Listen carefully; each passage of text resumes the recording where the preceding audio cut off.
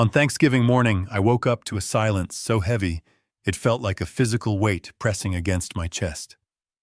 My son Jason, his wife Monica, and my 4 grandchildren had flown to Hawaii without me. They left me with nothing but a frozen dinner and a sticky note on the refrigerator. I did not cry. I did not call them to beg for an explanation. Instead, I walked into my office and saw a notification that would turn my sadness into a cold, calculated rage. They had not just abandoned me. They had financed their betrayal with my own money. 5 days later, when they returned with tan lines and empty wallets, they found their keys did not work. They found plywood over the windows. They found a sold sign on the lawn. And when my son screamed my name from the street, he realized that the father he knew was gone. In his place stood Bernard Blackwood, the ruthless CEO who had just executed the most personal, hostile takeover of his life. Before I tell you how I dismantled their lives piece by piece, let me know where you are watching from in the comments below. Hit like and subscribe if you have ever had to remind someone exactly who paid for the roof over their head. The silence was the first thing that hit me. It was 6 a.m. on Thanksgiving Day. For 40 years, this house had smelled of roasting turkey sage stuffing and brewing coffee by this hour. My late wife Catherine used to start cooking at dawn, filling these halls with warmth and anticipation. Since she passed, I tried to keep the tradition alive for Jason and his family. I paid for the groceries. I paid for the decorations. I even paid for a private chef to come later in the day so Monica would not have to lift a finger. But today, the air was stale. It smelled of dust and old floor wax. There was no sound of children running down the hallway. There was no clattering of pans in the kitchen. I sat up in bed, my joints stiff from the November cold seeping through the windows. I checked my phone on the nightstand. No messages. No missed calls. Just the date staring back at me. November 23rd. I put on my robe and walked out into the hallway. The door to the guest wing where Jason and Monica stayed was open. I walked in. The beds were stripped. The closets were empty. The toys that usually littered the floor were gone. It was as if they had never been there. A knot of anxiety tightened in my stomach. Had something happened? Was there an emergency? I moved faster now, ignoring the ache in my knees. I went downstairs to the kitchen. The granite countertops were bare.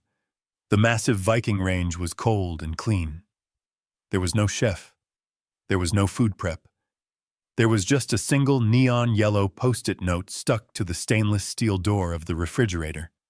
It was the kind of cheap stationery Monica bought in bulk. I pulled it off and read the scribbled handwriting. "Dad, we decided to go to Hawaii last minute.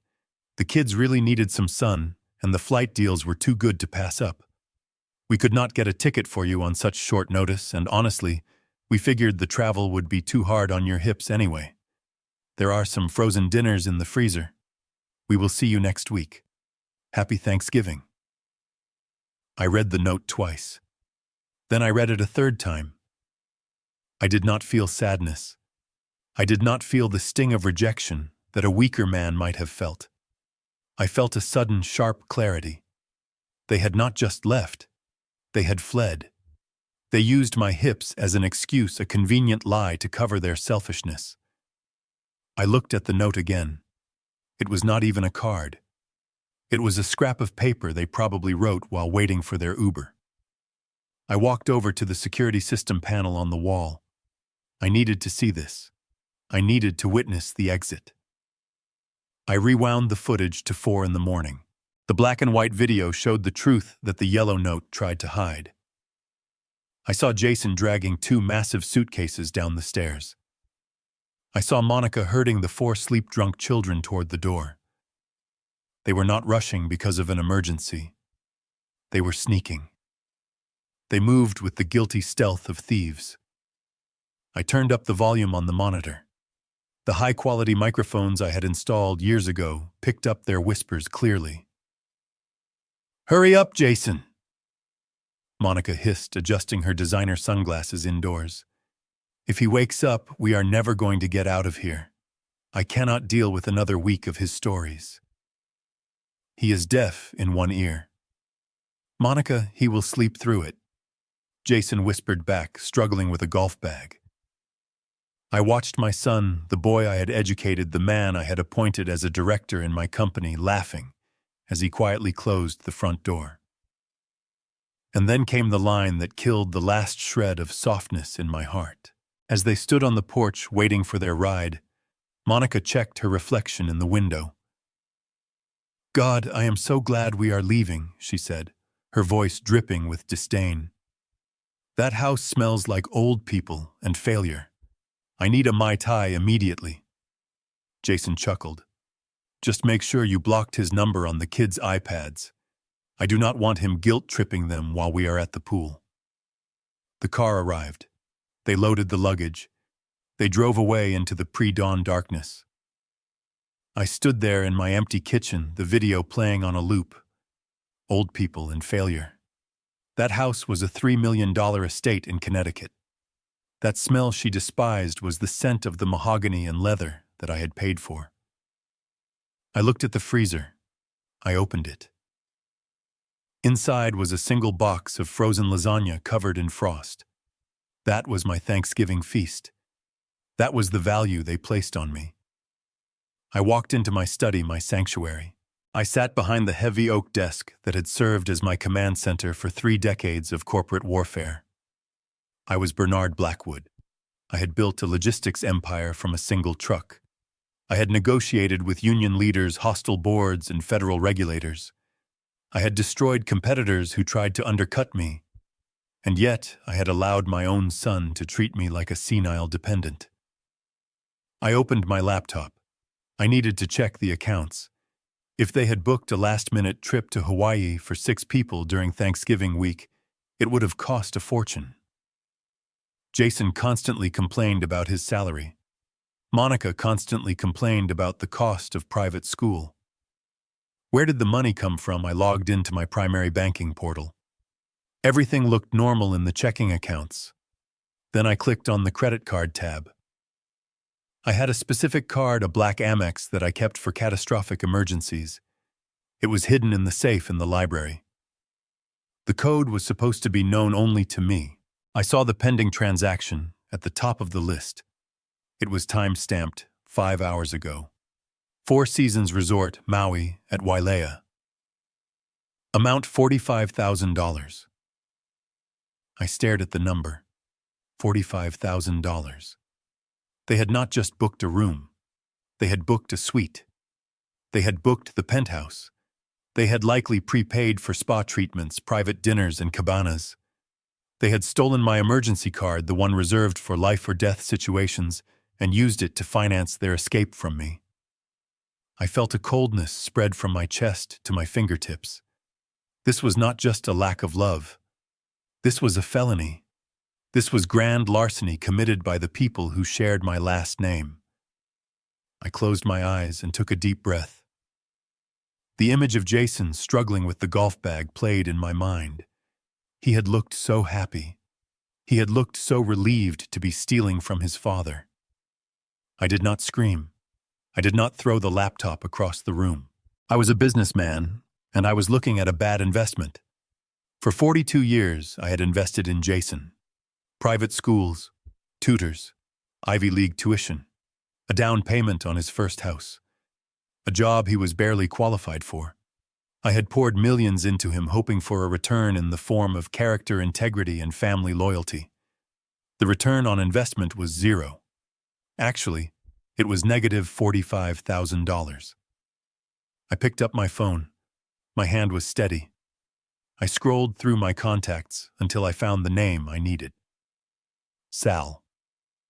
Sal was 70 years old, a former Marine combat engineer who ran the best security and locksmith company in the state. He had fortified my warehouses in the 80s. He had been one of the few people who looked me in the eye at Catherine's funeral and told me the truth about grief. He was not just a tradesman. He was a soldier. I pressed call. It rang twice. Bernard Sal's gravelly voice answered. It is Thanksgiving morning. The house better be on fire. It is not on fire, Sal, I said, my voice flat and devoid of emotion. But I have a security breach. I need you here in 30 minutes. Sal paused. I could hear the background noise of his own family breakfast. Is it the alarm system? No, I said. I need a total lockdown. I want every lock on the perimeter changed. I want the gate codes scrubbed. I want the windows secured. And Sal, bring your truck. I have a lot of debris that needs to be removed from the second floor. There was a silence on the line. Sal knew Jason. Sal knew Monica. He knew exactly who lived on the second floor. Are you sure about this? Bernard Sal asked, his voice dropping an octave. Once we turn those bolts, there is no going back. I looked at the frozen lasagna sitting on my desk. I looked at the notification for the $45,000 charge. I have never been more sure of anything in my life, I replied. Bring the heavy-duty drills, Sal. We are scrubbing the facility. I hung up the phone. I stood up and walked to the window. The sun was fully up now, casting long, cold shadows across the manicured lawn. The lawn where my grandchildren played. The lawn where Jason had learned to catch a football. It looked different to me now. It looked like a battlefield. I walked back to the kitchen. I took the yellow Post-it note off the refrigerator. I did not crumple it. I folded it neatly and placed it in my breast pocket. It was evidence. It was motivation. It was the declaration of war. I opened the refrigerator one last time. I took out the bottle of vintage champagne I had been saving for the toast today. I popped the cork. The sound echoed in the empty house like a gunshot. I poured a glass and drank it standing up. It tasted crisp and cold. Then I went to the mudroom and put on my heavy work boots. I had a lot of work to do before Sal arrived. I walked up the stairs to the second floor, the guest wing that Jason and Monica had slowly turned into their permanent residence over the last 5 years. They called it staying for a while to help me. I now realized it was an occupation. I opened the door to their master suite. It was a mess. Clothes were strewn everywhere. Jewelry boxes were open. It smelled of Monica's expensive perfume and Jason's incompetence. I grabbed a black contractor bag from the closet. I started with Monica's vanity. I swept her creams, her lotions, her hundreds of dollars of makeup into the bag. I did not organize it. I did not check for breakables. I treated it exactly as she had treated my dignity. Like garbage. I moved to the closet. I pulled Jason's suits off the hangers. The suits I had bought him for his interviews. The suits he wore to the office where he did nothing but pretend to work. I stuffed them into the bags. I worked with a mechanical efficiency. Bag after bag filled up. I dragged them to the landing at the top of the stairs. By the time the doorbell rang, I had 12 bags lined up. I was sweating. My heart rate was elevated, but not from stress, from adrenaline. I felt stronger than I had in years.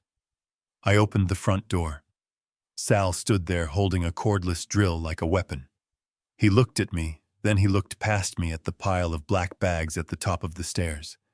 He did not ask any questions. He simply nodded. Where do you want to start? Sal asked. Start with the front door, I said. I want a biometric lock. Fingerprint only. My fingerprint only. And Sal, disable the keypad. I do not want them guessing the code. Sal got to work.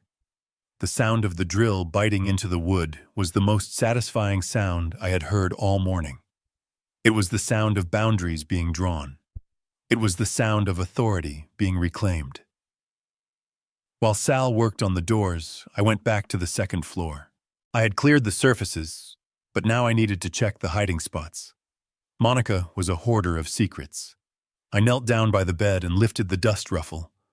There were shoe boxes stacked underneath. I pulled one out. It felt heavy. I opened the lid. It was not shoes. It was paper. Stacks of paper. I pulled out the top sheet. It was a pawn shop receipt. Dated 3 months ago.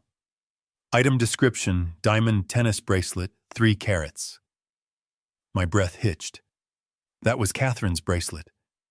I had given it to Monica on her wedding day, a gesture of welcoming her into the family. She had pawned it. I dug deeper. Another receipt. Item description: vintage Rolex men's gold. That was my retirement watch. The one I thought I had lost 2 years ago. I had torn the house apart looking for it. Jason had helped me look. He had patted my back and said, "You probably left it at the club, Dad. Your memory isn't what it used to be." He had lied to my face while the pawn ticket was sitting under his bed. I found a third receipt. Item description: silver flatware set service for 12. Catherine's grandmother's silver. The silver we used for Christmas dinner. Gone. I sat on the floor surrounded by the evidence of their looting. They had not just been using my credit cards. They had been selling my history. They had been dismantling my legacy piece by piece, turning heirlooms into cash to fund their lifestyle. I felt a tear run down my cheek. It was hot and angry. I wiped it away furiously. This was not the time for grief. This was the time for liquidation. I stood up holding the box of receipts. I walked out to the landing where Sal was now changing the lock on the master suite door. "Sal," I said. My voice was low and dangerous. "Yeah, Bernard," he asked, not looking up from his work. "Change of plans," I said. "Do not just put the bags in the garage. Call your guys. Call the junk haulers. I want everything gone." "Everything?" Sal asked, pausing. "Everything," I confirmed. "The furniture, the clothes, the toys, the electronics. If it is in this wing, it goes. I want this floor bare down to the subfloor." Sal looked at me. He saw the box in my hands. He saw the look in my eyes. He understood. "Consider it done, boss," he said. I walked downstairs to my office. I placed the box of pawn receipts on my desk, next to the frozen lasagna. I took out my phone. It was time to make the first call. Not to Jason. Not yet. I called the fraud department of American Express. "Good morning, Mr. Blackwood," the representative answered. "Happy Thanksgiving. How can I help you?" "I need to report a theft," I said. "My emergency card has been stolen." "Oh, I am so sorry to hear that," the representative said. "We show a large transaction pending in Maui." "Was that you?" "That was not me," I said. "That was unauthorized use. I want you to flag it as fraud. I want you to cancel the card immediately. And I want you to contact the resort and inform them that the payment method is invalid and stolen." "Sir, if we do that, the hotel will likely lock the guests out of the room and involve the police," the representative warned. "It could be a very difficult situation for whoever is using the card." I looked at the pawn receipt for my wife's bracelet. I thought about Monica's voice calling my home a place of failure. "That is exactly what I am counting on," I said. "Do it." I hung up the phone. The first domino had been pushed. Now I just had to wait for the crash. I sat there in the silence of my study, the only sound the distant whirring of Sal's drill upstairs. I pulled the yellow post-it note from my pocket and smoothed it out on the desk. "Happy Thanksgiving," I whispered to the empty room. My phone rang. It was Jason. The caller ID showed a picture of him smiling at his college graduation, a picture I had taken with such pride. I stared at it. The face was the same, but the person I thought I knew was a stranger. I let it ring 3 times. I wanted him to sweat. I wanted him to wonder why his old senile father wasn't picking up immediately. I swiped the green button and put the phone to my ear. I said nothing. I just listened to the background noise of the airport wind and the tropical announcements. Dad Jason's voice came through breezy and fake. "Hey, did you get our note? I tried to call earlier, but the signal was bad. We just landed. It is paradise here." I leaned back in my leather chair. I looked at the ceiling. I got the note. "Jason," I said. My voice was calm, terrifyingly calm. "Frozen lasagna. Very thoughtful." "Yeah, sorry about that." Jason laughed, a nervous, dismissive sound. It was just such a spur-of-the-moment thing. Monica needed a break. "You know how stressed she gets." "I know," I said. "It must be very stressful pawning your mother-in-law's jewelry. That kind of work takes a toll on a person." The silence on the other end of the line was absolute. The airport noise seemed to fade away. What Jason stammered. "What did you say I found the box, Jason?" I said. "Under the bed. The bracelet. My Rolex. The silver. I have the receipts."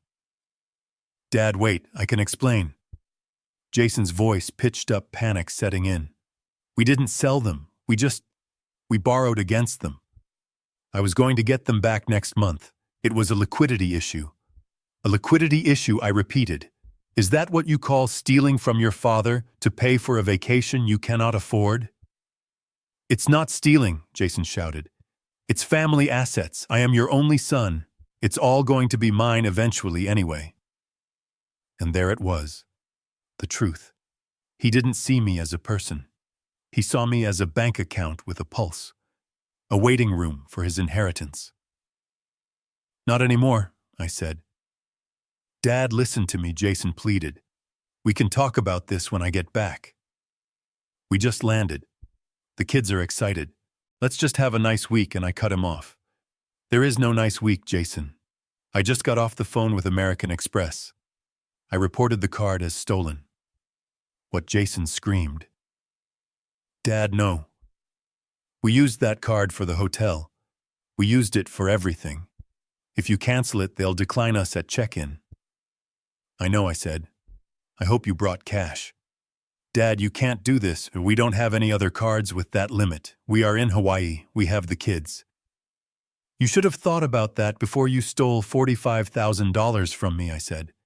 "You should have thought about that before you called my house a place of failure." "You heard that," Jason whispered. "I heard everything I said. Enjoy the frozen lasagna, son." I hung up the phone. I didn't just press the red button. I turned the phone completely off. I placed it face down on the desk. Upstairs, the sound of heavy boots echoed. Sal walked into the study. He was wiping his hands on a rag. "Locks are done," Bernard, Sal said.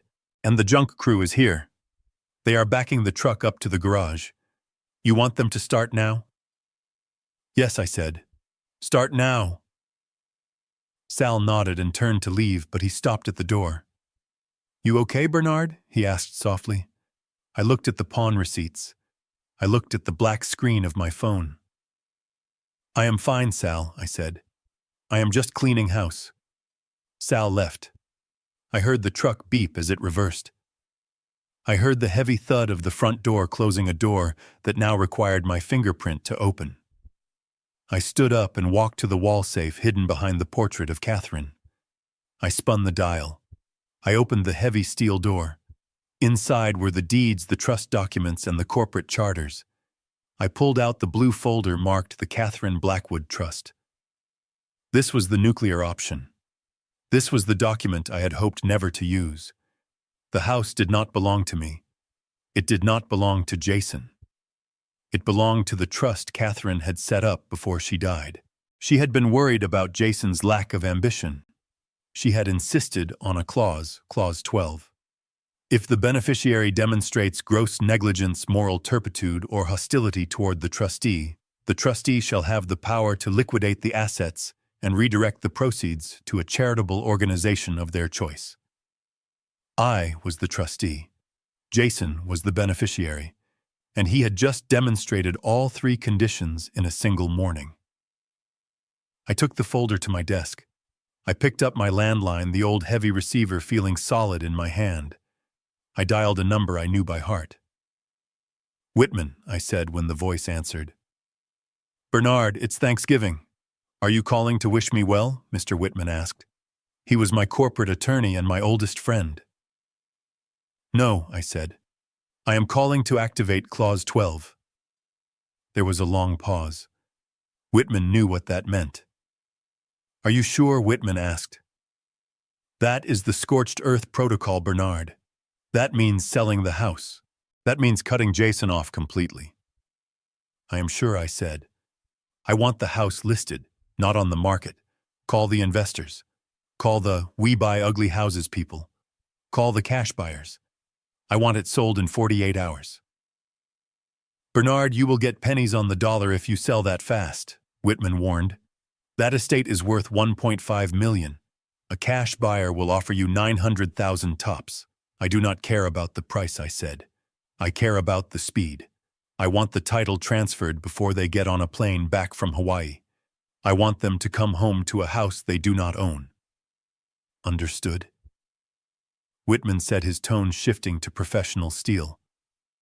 "I will make the calls. I will have the paperwork ready for you to sign tomorrow morning." "Thank you," I said. And Bernard Whitman added, "Yes, happy Thanksgiving." "Same to you," I said. I hung up. The plan was in motion. I looked out the window again. The junk crew was carrying Monica's vanity out to the truck. They were tossing it onto a pile of trash bags. It landed with a crash of breaking mirror glass. I watched it shatter. It was beautiful. I went to the kitchen and made myself a sandwich. Peanut butter and jelly. It was the best meal I had eaten in months because I ate it in a house that was finally truly mine again. The silence was no longer heavy. It was peaceful. It was the silence of a fortress after the drawbridge has been raised. I sat there chewing slowly, thinking about the chaos that was currently unfolding 5,000 miles away in a hotel lobby in Maui. I imagined the declined card. I imagined the public embarrassment. I imagined Monica screaming at a receptionist who could do nothing. I took another bite of my sandwich. Revenge, I realized, is a dish best served with peanut butter. The sound of Sal's industrial drill screaming against the brass lock of the front door was the only music I needed on Thanksgiving morning. Metal shavings curled onto the welcome mat like dead leaves. With a final grinding crack, the old mechanism gave way. Sal pulled the cylinder out and tossed it into his tool bucket. It landed with a heavy clunk. That was the sound of my son's key becoming a useless piece of scrap metal. Sal looked up at me, wiping grease from his hands with a rag. He did not smile. He did not offer empty platitudes. He simply nodded toward the driveway, where a massive battered box truck was backing up. The side of the truck read "Junk Kings" in peeling red letters. I had not called a white glove moving service. I had not called a storage company that would wrap items in tissue paper and bubble wrap. I had called a removal crew, the kind of men you hire when you want a hoarding situation cleared out in an afternoon. The air brakes hissed. The driver, a man with forearms the size of tree trunks, jumped down. He held a clipboard. "Mr. Blackwood," he grunted, "you ordered the full estate clean-out for the second floor." "I did," I replied, stepping out onto the porch. The cold air felt good against my flushed skin. "Just to be clear," the foreman said, eyeing the manicured lawn and the Mercedes in the driveway, "we do not sort. We do not organize. We load. Once it goes in the truck, it is considered refuse. We take it to the transfer station, or we auction it by the pound. You okay with that?" I looked at the second-floor window, the window to the master suite where Monica had likely spent this very morning, packing her bikini and laughing at my expense. "I am more than okay with that," I said. "I want that floor stripped to the studs. If it is not architectural, it goes." The foreman signaled his crew. 4 men marched past me into the foyer. They wore heavy work boots that left faint mud tracks on the marble. Yesterday, I would have rushed to wipe them up. Today, I watched the mud with satisfaction. It was a sign of industry. It was a sign of change. I followed them upstairs. I wanted to watch. I needed to witness the dismantling of the shrine my son and his wife had built to themselves. They started in Monica's dressing room. This was a room that used to be my wife Catherine's sewing room. Monica had demanded we renovate it 3 years ago because she needed space for her influencer lifestyle. She had filled it with mirrors, ring lights, and shelves of products she never used. One of the crew members grabbed a handful of designer dresses from the rack. These were gowns that cost $2,000 apiece. Gowns I had likely paid for through supplemental credit card payments I had ignored. He bunched them together like dirty laundry and shoved them into a rough cardboard wardrobe box. He did not fold them. He jammed them down with his fist to make room for more. I heard the snap of a plastic hanger. I saw the silk of a Valentino blouse snag on the edge of the box. "Careful," I said instinctively, said. The worker stopped and looked at me. "You want us to save it?" I looked at the blouse. I remembered the day Monica bought it. She had worn it to a brunch where she spent the entire meal making fun of my cane. "No," I corrected myself, my voice hardening. "I meant be careful with the box. I do not want it to rip before it gets to the truck. Jam it in harder." The worker shrugged and shoved a pair of Jimmy Choo heels on top of the silk. The heel pierced the fabric. I felt a surge of dark, cold pleasure in my chest. It was intoxicating. For years I had walked on eggshells in my own house, terrified of upsetting Monica, terrified of Jason's sighs and eye rolls. I had treated their possessions like holy relics, while they treated my existence like a nuisance. Now the balance was correcting itself.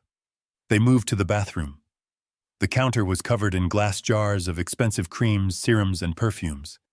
La Mer, Chanel, Dior, thousands of dollars of chemical vanity. The foreman swept his arm across the counter. The bottles clattered into a plastic bin with a deafening crash of breaking glass and cracking plastic. The smell of 100 perfumes mixing together filled the air. It was a cloying, expensive stench.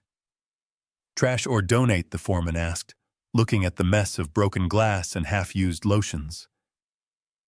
"Trash," I said. "All of it." I walked into the bedroom. 2 men were dismantling the California King bed frame. Jason had insisted on this bed. He said he had back problems. He said he needed the best mattress money could buy. I had written the check for $8,000. Now I watched as they unscrewed the bolts and let the heavy headboard slam onto the floor. They dragged the mattress across the hardwood, not bothering to lift it. It swept away the dust bunnies and the secrets hiding underneath. "Take the sheets too," I ordered, "and the pillows. I do not want anything left that holds their scent." I stood in the doorway, leaning on my cane, watching my life being reclaimed one box at a time. It was violent. It was messy. It was the most beautiful thing I had ever seen. One of the men picked up a framed photo from the nightstand. It was a picture of Jason and Monica in Paris. I had paid for that trip too. It was supposed to be their 5th anniversary gift. They looked happy. They looked rich. They looked like they didn't have a care in the world because they had a father who paid for everything. The man looked at the photo, then looked at me. "Family?" he asked. I looked at the smiling faces. I looked at the eyes that had lied to me for decades. "No," I said. "Tenants. Bad tenants." The man tossed the frame into a box filled with electronics. I heard the glass crack. The hallway began to fill with boxes, a wall of brown cardboard rising up like a barricade. Inside those boxes was the life my son had built on my back. His collection of vintage sneakers, his gaming consoles, his humidor, Monica's yoga equipment, her collection of handbags that she claimed were investments. I watched a limited edition Louis Vuitton bag, the one she had screamed at my housekeeper for touching, get flattened under a box of heavy books. I walked over to the pile. I reached out and touched the cardboard. It felt rough and real. Mr. Blackwood Sal called from the bottom of the stairs. "Front door is secured. Back door is done. I am moving to the garage keypads. You want me to reset the remotes too?" "Reset everything, Sal," I called back. "If it opens a door, change it. I want this house to be a fortress." I turned back to the bedroom. The men were moving the rug now. It was a heavy Persian rug that had been in my family for 3 generations. Monica had moved it up here because she said it made the living room look dated. "Roll it up," the foreman commanded. As they lifted the edge of the rug, something caught my eye. There was a loose floorboard near the wall. It wasn't just loose. It was pried up slightly. "Hold on," I said. The men stopped. I walked over to the corner. I used the tip of my cane to nudge the wood. It moved. It was a hiding spot. "Move the rug," I ordered. They dragged the heavy wool carpet away. I knelt down, my knees popping in the silence.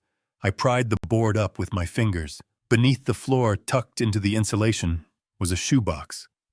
A plain orange Nike shoebox. I pulled it out. It was heavy. It rattled. The foreman looked at me. "You want that in the truck, too?" I sat back on my heels, the box on my lap.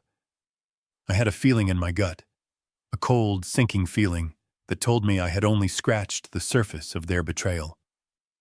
"Not yet," I said softly. "Leave this with me." I stood up, clutching the box to my chest. The room was almost empty now. The echoes were returning, but they were my echoes. "Finish up here," I told the crew. "I want the walls bare. I want the closets empty. When you are done, sweep the floors. I do not want to see a single bobby pin left behind." I walked out of the room and headed downstairs to my study. The box felt like a bomb in my hands. I placed it on my desk next to the pawn receipts I had found earlier. I took a deep breath. The house vibrated with the heavy footsteps of the men upstairs, the thud of boxes being loaded onto the truck, the sound of my son's life being hauled away to the dump. I sat down and put my hand on the lid of the orange box. I knew that whatever was inside would hurt. I knew it would justify everything I had done and everything I was about to do. I lifted the lid, and the air left the room. Inside the orange Nike shoebox, there were no sneakers. There was no cash. There was only paper. A chaotic, crumpled nest of thermal receipts and carbon copy slips, some yellowing with age, others crisp and white, dating back only a few days. My hands trembled as I reached in. The texture of the cheap paper felt abrasive against my fingertips. I pulled out the stack. It was thick, perhaps 50 or 60 individual slips held together by a rubber band. I snapped the band. It broke dry and brittle, stinging my thumb. The papers spilled across the mahogany desk, a landslide of evidence. I picked up the first one. It was from a place called Quick Cash Pawn and Loan in the city, dated November 20th, 3 days ago. Item description: vintage platinum brooch, diamond and sapphire art deco. Loan amount $1,200. The air left my lungs. I knew that brooch. I knew it intimately. I had bought it for Catherine in London for our 30th anniversary. It was one of the first truly expensive pieces I could afford after the company went public. I remembered the way her eyes had filled with tears when I pinned it to her dress. I remembered her wearing it to the opera, her hand resting on it, as if checking it was still there. She called it her blue star. It was worth $15,000, and Monica had pawned it for $1,200. $1,200. That was probably the cost of the first-class upgrade they had purchased for the flight to Maui. I felt a wave of nausea roll over me. I swallowed hard, forcing the bile down. I picked up another receipt. Item description: South Sea pearl necklace. 18mm strand. Loan amount $800. Catherine's pearls. The ones she wore to Jason's graduation. The ones she wore in our last family portrait before the cancer took her. She had left them to Monica in her will, with a handwritten note that said, "Wear these when you need to feel strong." Monica had not worn them. She had sold them to a strip mall pawnbroker to pay for what? A spa treatment. A new handbag. The disrespect was so profound, so absolute, that it felt like a physical assault. It wasn't just theft. It was desecration. They hadn't just stolen from me. They had exhumed my wife and stripped her corpse for pocket change. I began to sort through the pile, my movements frantic. I needed to know the extent of the damage. I needed to know how much of my life was currently sitting in a dusty safe in a bad part of town. Receipt after receipt. The ruby earrings I gave Catherine when Jason was born. Gone. The gold charm bracelet she had built over 40 years, adding a charm for every major life event. Gone. The antique locket that held a picture of her mother. Gone. Then I found the one that broke me. It was a receipt dated yesterday, the day before Thanksgiving. Item description: men's gold wedding band inscribed, Forever C&B. Loan amount $300. My vision blurred. I couldn't breathe. My chest felt like it was being crushed by a hydraulic press. That was my wedding ring.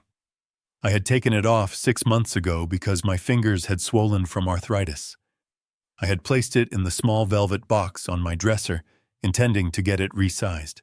I checked for it every morning, just touching the box to know it was there. I hadn't opened the box in weeks. I just assumed it was safe. I stood up my chair, scraping violently against the floor. I grabbed my cane and limped as fast as I could to the wall safe behind the portrait.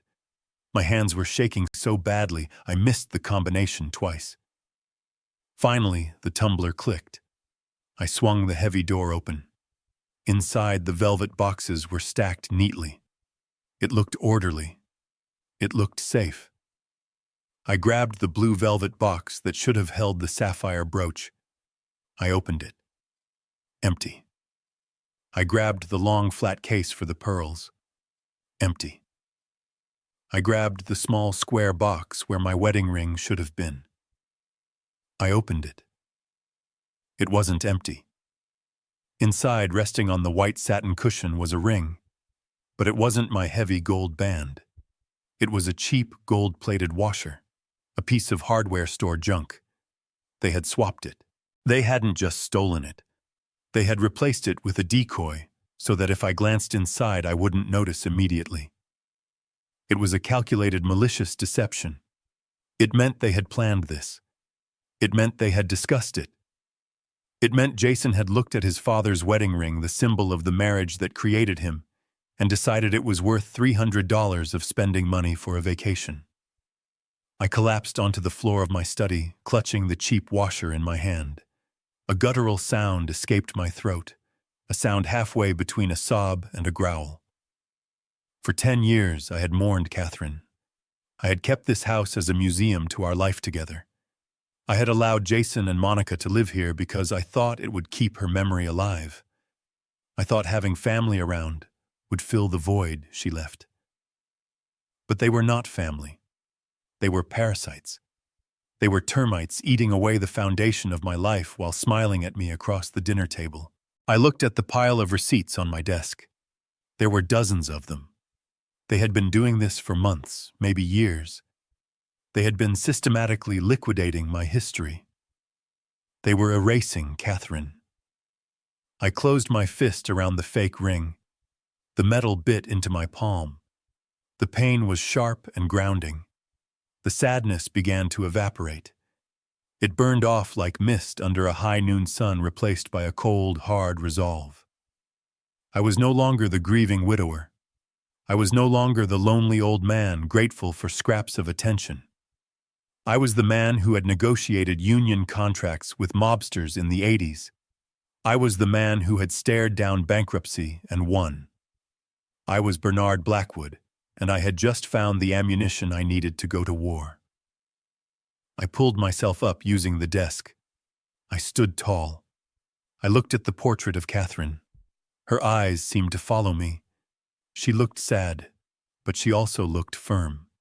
She had never tolerated liars. "I am sorry, Catherine," I whispered to the painting. "I let them in, but I promise you I am going to throw them out." I gathered the receipts. I did not put them back in the shoebox. I laid them out on the desk, organizing them by date, by amount, by item.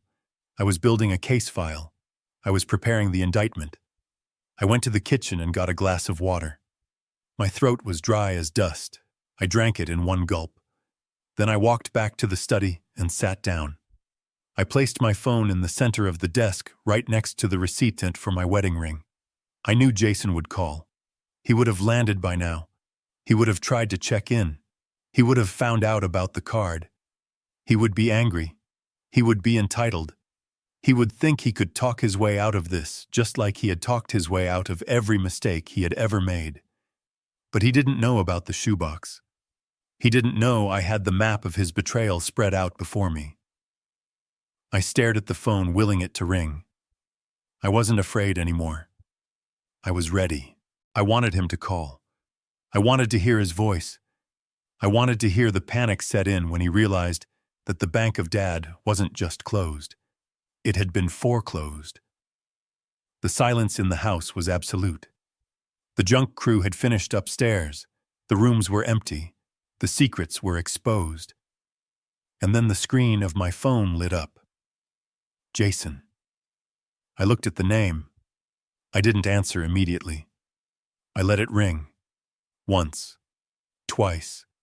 3 times. I took a deep breath, visualizing the pawn ticket for the sapphire brooch. I visualized the fake ring in the velvet box.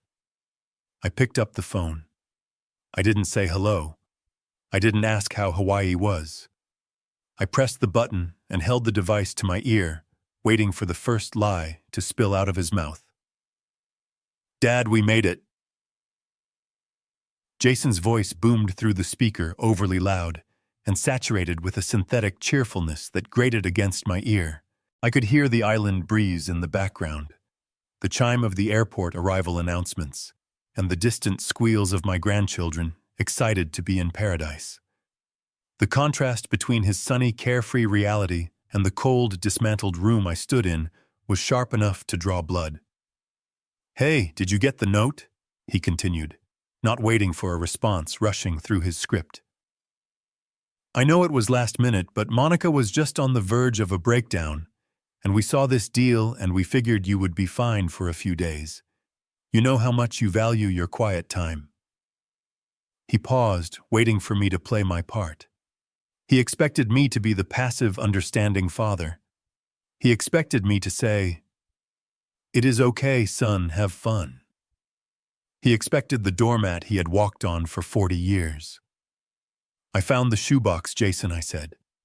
The silence that followed was instant and absolute. The tropical background noise seemed to drop away, leaving only the static of the connection. It wasn't a confused silence. It was a guilty one. It was the silence of a man who realizes the lock on his closet has been broken. What box? He asked, his voice dropping, the cheerfulness evaporating like water on a hot stove. The Nike box under the floorboard. I replied, my voice steady, devoid of the tremor that usually shook my hands. The one with the receipts from the pawn shop on 4th Street. I have the tickets, Jason. Catherine's pearls. The sapphire brooch. My retirement watch. Dad, wait. You have to understand. He stammered the words, tripping over each other. We didn't sell them. We just pawned them. It is a short-term loan. I have a bonus coming in January. I was going to get them all back before you even noticed. It was a cash flow issue. We just needed liquidity for the deposits. You pawned your mother's legacy for liquidity, I asked. You swapped my wedding ring for a gold-plated washer from a hardware store for liquidity. I picked up the cheap piece of metal from my desk and squeezed it. That was low. Dad, you shouldn't have been snooping in our room. He deflected his tone, shifting from fear to defensive anger. We have a right to privacy. You have a right to privacy in a house you pay for. I cut him off. You do not have a right to turn my home into a fencing operation. Look, we can talk about this when I get back. Jason said, his voice tight. We are at the rental car counter. The kids are tired. I just wanted to check in. We will fix it next week, I promise. Just don't be dramatic. I am not being dramatic, I said. I am being practical. Which brings me to the other matter. What other matter? He asked, wary now. I notified American Express this morning, I said. I reported the black card as stolen. There was a pause longer than the first. I could hear him breathing. I could hear the gears turning in his head as the implication hit him. You did what he whispered. I reported it stolen, I repeated. Because it was. I did not authorize a $45,000 vacation. I told them to flag the account for fraud. Dad, no. Jason screamed, abandoning all pretense of composure. We used that card for the reservation. We used it for the rental car. If you reported it stolen, they will decline the hold. I imagine they already have, I said calmly. You have to call them back. You have to authorize it. We are 5,000 miles away. We have 4 kids with us, and you cannot strand us here. I am not stranding you, Jason, I said. You are a grown man. You have a job. You have your own credit cards. Surely you can pay for the vacation you booked. You know our cards are maxed out, he yelled. Dad, please. The clerk is looking at me right now. The card just got declined. They are asking for another form of payment. Fix this. I looked at the empty spaces on my walls, where the pictures of my son used to hang. I looked at the boxes of his belongings that were currently being driven to the dump. I cannot fix it, I said. I am just a senile old man, remember? I am just a burden. You should probably use your own liquidity. Dad, don't you hang up, do not. I pulled the phone away from my ear. His voice was tinny and small, a mosquito buzzing against a screen. I pressed the red button. The connection severed. I didn't just hang up. I powered the phone down completely. I watched the screen go black, extinguishing his panic, his entitlement, and his voice. For the first time in my life, I did not feel the urge to save him. I did not feel the pull of the checkbook. I felt a strange, cold sense of balance. He had stolen my past to pay for his present. I had just canceled his future. I did not need to be in Hawaii to witness the destruction of my son's vacation. I watched it unfold from the comfort of my leather armchair in Connecticut, illuminated by the soft blue glow of my laptop screen. It played out in a cascade of digital notifications, a symphony of red alerts that told a story more vivid than any video feed. The first notification arrived at 2 p.m. Eastern Standard Time, which meant it was just before check-in at the Four Seasons in Maui. It was an automated email from the fraud department of American Express. It was brief, professional, and devastating. It read simply, Merchant Four Seasons, Wailea. Transaction type attempted charge. Amount $45,000. Status declined. Code 10. Code 10. In the banking world, that is the code for a stolen card. It is the code that tells the merchant do not return the card to the customer. It tells them to call security. It tells them that the person standing at the counter is a thief. I took a sip of my coffee and imagined the scene. I closed my eyes, and I could see it perfectly. I could see Jason standing in the open-air lobby, the humid tropical breeze ruffling his hair, a lei of purple orchids around his neck, feeling like a king. I could see Monica behind him already posting a selfie to Instagram captioning it, Paradise Found, oblivious to the fact that they were about to be evicted from Eden before they even took a bite of the apple. My phone, which I had turned back on but set to silent, began to vibrate against the mahogany desk. It buzzed once, then again. Then it began a continuous angry dance across the wood. The screen lit up with Jason's name. I let it go to voicemail. I watched the transcription feature on my screen convert his panic into text in real time. The first message appeared.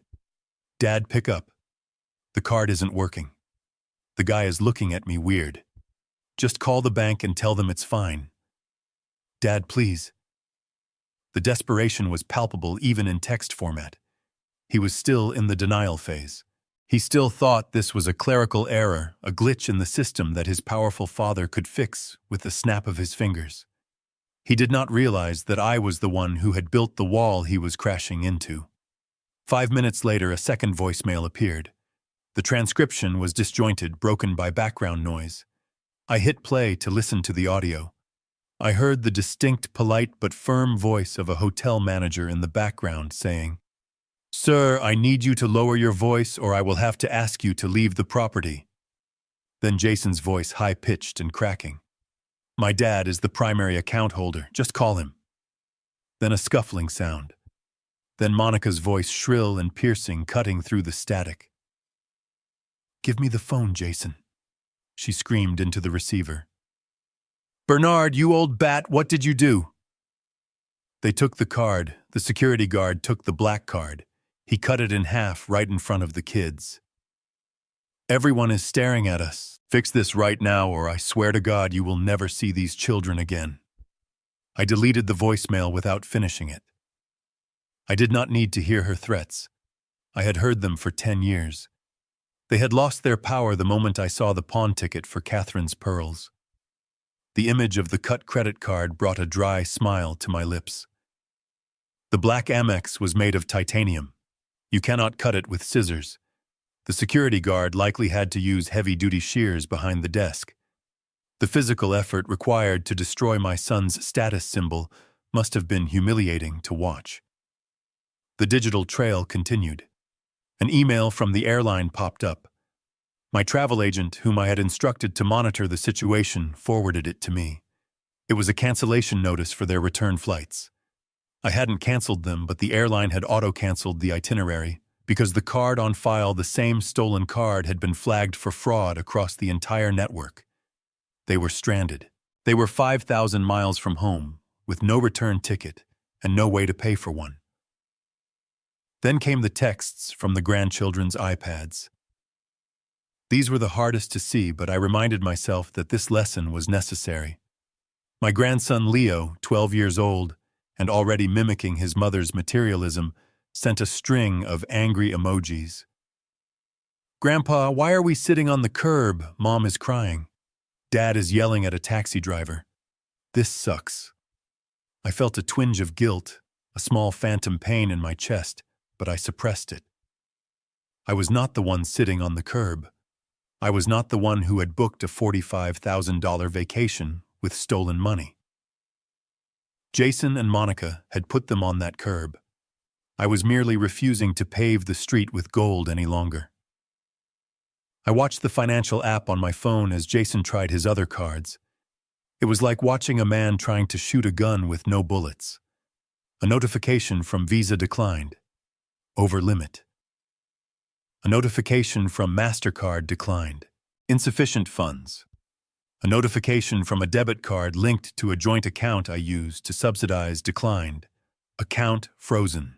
He was running through his entire wallet, swiping card after card at the rental car counter, the taxi stand, perhaps even the hotel bar, in a desperate attempt to buy a bottle of water.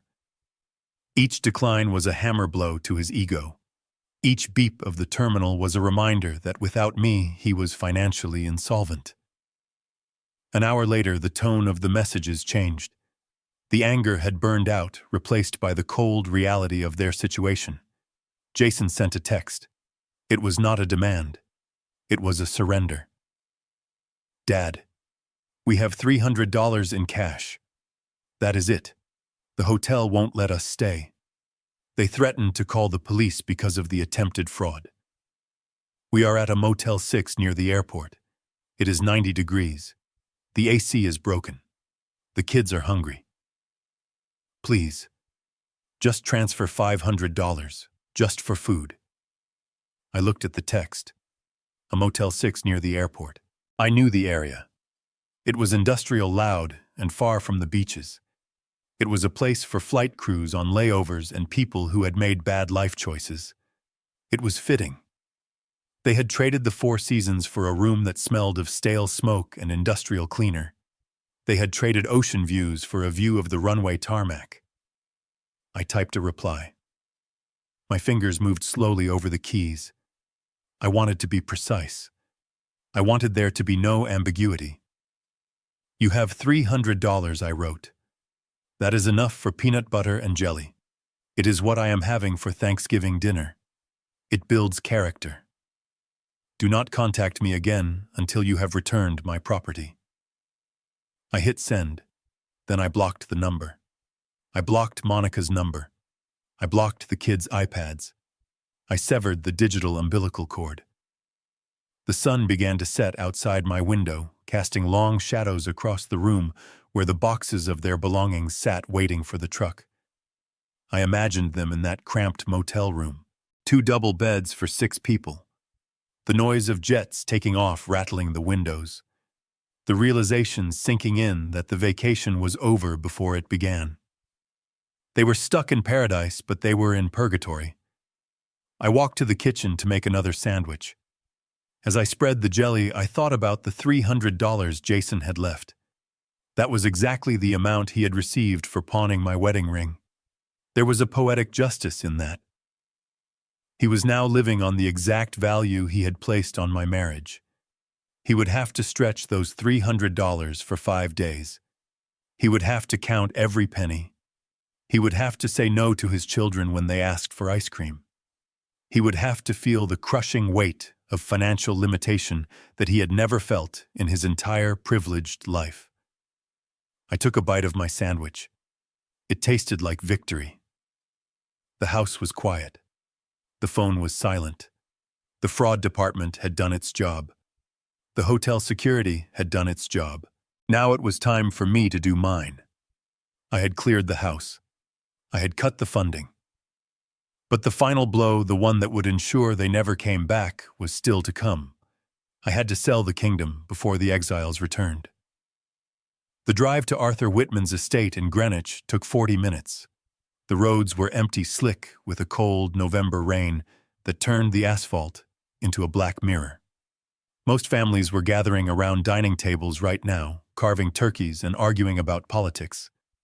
I was driving to a legal war room to carve up my son's inheritance. I had the box of pawn receipts on the passenger seat next to me. It rattled every time I hit a puddle, a constant rhythmic reminder of why I was doing this. So Whitman was waiting for me in his library. He was 75, a man who had forgotten more about estate law than most partners at major firms would ever know. He wore a cardigan and held a tumbler of single malt scotch. There was no festive spread, no holiday music, just a roaring fire and a stack of legal files on his desk. He knew me. He knew that when Bernard Blackwood called on a holiday, it wasn't for pleasantries. "Happy Thanksgiving." "Arthur," I said, shaking his hand. His grip was dry and firm like old parchment. "Bernard," he replied, gesturing to the leather chair opposite his desk. "You sound like a man who just found a termite infestation in his foundation." "Worse," I said. "I found out the termites are my heirs." I placed the orange Nike shoebox on his desk. I opened it and fanned out the receipts. Whitman put on his reading glasses. He picked up the slip for the sapphire brooch. He didn't say a word for a long time. He just read the item description, the date, and the pitiful loan amount. Then he picked up the receipt for my wedding ring. He looked at it, then looked at my hand, noticing the absence of gold for the first time. He put the papers down and took a sip of his scotch. His expression didn't change, but his eyes hardened. "Catherine would be heartbroken," he said softly. "Catherine suspected this might happen," I corrected him. "That is why she insisted on the trust structure. She loved Jason, but she didn't trust him. She knew he had a hole in his pocket where his character should be." Whitman nodded. He reached for the blue file folder he had prepared. The Catherine Blackwood Revocable Trust. He opened it, revealing pages of dense legal text that we had drafted 15 years ago, back when Jason was failing out of his second startup. "Let's review the mechanism," Arthur, I said. "I want to be absolutely clear on my standing. I do not want him to have a single inch of legal ground to stand on when he gets back." Whitman tapped the document with his pen. "It is ironclad, Bernard. The house is not titled to you personally. It is titled to the trust. You are the sole trustee. Jason is the primary beneficiary, but his interest is contingent. Contingent on what I asked, though I knew the answer. I wanted to hear it aloud. I needed the law to validate my rage. Contingent on the discretion of the trustee, Whitman recited from memory. Clause 12. Section B. The trustee has the fiduciary duty to preserve the assets. If the trustee determines that the beneficiary is engaging in behavior that endangers the estate, including, but not limited to gross financial negligence, theft, or substance abuse, the trustee has the power to suspend the beneficiary's rights. He looked at the pawn receipts. Grand larceny and fraud certainly qualify as endangering the estate, Whitman noted dryly. If he is stealing the silverware, he is a liability to the trust. You have a fiduciary duty to stop him. And the liquidation clause, I asked. Whitman turned the page. Clause 14. The trustee has the unilateral power to liquidate any real estate assets held by the trust if deemed necessary for the benefit of the charitable remainderman. That was the key. The charitable remainderman. Catherine had set it up so that if Jason failed, the money would go to the St. Jude Children's Research Hospital. It was her fail-safe. So I said, leaning forward, if I sell the house, the money goes into the trust account. Jason has no claim to the house itself. He only has a claim to the proceeds, and only if I decide to distribute them. Correct, Whitman said. As long as the money stays in the trust, you control it. You can cut off his distributions completely based on his misconduct. He can sue, but with these receipts as evidence of theft against the estate, no judge in Connecticut will grant him a penny. He has unclean hands. Then do it, I said. I want the house sold. Whitman hesitated. He took off his glasses and rubbed the bridge of his nose. This was the part where the lawyer stopped being a lawyer and started being a friend. Bernard, selling the house is irrevocable, he warned. That is your home. That is where you lived with Catherine. You are talking about nuking your own living situation just to punish him. You can just evict him. You don't have to sell the property. I shook my head. Eviction takes months, Arthur. You know that. In this state, he could drag it out for 6 months claiming hardship, claiming he has nowhere to go with 4 kids. He would squat in my house eating my food while suing me. I cannot live with him under my roof for another day. I cannot look at him without seeing a thief.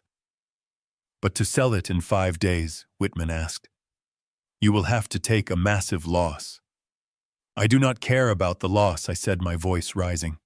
I care about the erasure. I want him to come back to a house that legally does not exist for him anymore. I want the locks changed, the title transferred, and the ownership severed. I want him to stand on that sidewalk and realize that he has no home to break into. Whitman looked at me for a long moment. He saw the resolve in my face. He saw that I wasn't making a financial decision. I was making a survival decision. Okay, he said. We can do a cash deal. I know an investment group in Hartford. They buy distressed estates, flip them, or rent them out. They will close in 48 hours if the title is clean. But they will lowball you. They will offer $900,000 for a $1.5 million property. Take it, I said immediately. Call them. Tell them I will sign the papers tomorrow morning. Tell them I want a leaseback agreement for myself for 30 days so I can move my things out, but the title transfers immediately. Wait, Whitman paused. You want to stay there for 30 days? I said. I am moving to a hotel, but I want legal possession for 30 days so I can control who enters the property. I do not want the new owners changing the locks until Jason has had his moment on the sidewalk. I want to be the one who denies him entry. Whitman let out a low whistle. That is cold, Bernard. That is absolute zero. He stole my wedding ring, Arthur, I whispered. He stole Catherine's blue star.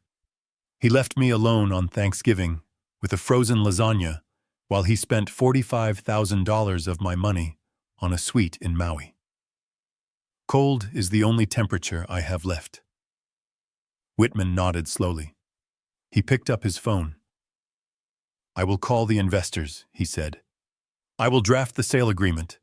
I will prepare the amendment to the trust removing Jason as a current beneficiary due to criminal misconduct. He paused and looked at the pawn receipts again. "You should report this to the police, Bernard. This is grand larceny. He could go to jail." I looked at the fire crackling in the hearth. I thought about my grandchildren. I thought about the shame of having a son in handcuffs. "Not yet," I said. "The police are a blunt instrument. I want to use a scalpel first. I want him to feel the consequences financially and emotionally. I want him to own the roof over his head. If he fights me, if he tries to sue, then I will give these receipts to the district attorney. But for now, let's just leave him homeless." Whitman dialed the number. He put it on speaker. I listened as he negotiated the sale of my life's work. It took 5 minutes. The investors were hungry. They smelled blood in the water. They agreed to $850,000 cash closing on Monday morning. It was done. I had just lost $650,000 in equity to teach my son a lesson. It was the most expensive education I had ever paid for, but I knew it would be the only one that stuck. I stood up. I felt light. The house was no longer an anchor holding me to the past. It was just an asset I had liquidated. "Thank you, Arthur," I said. Whitman stood up and poured me a glass of scotch. He handed it to me.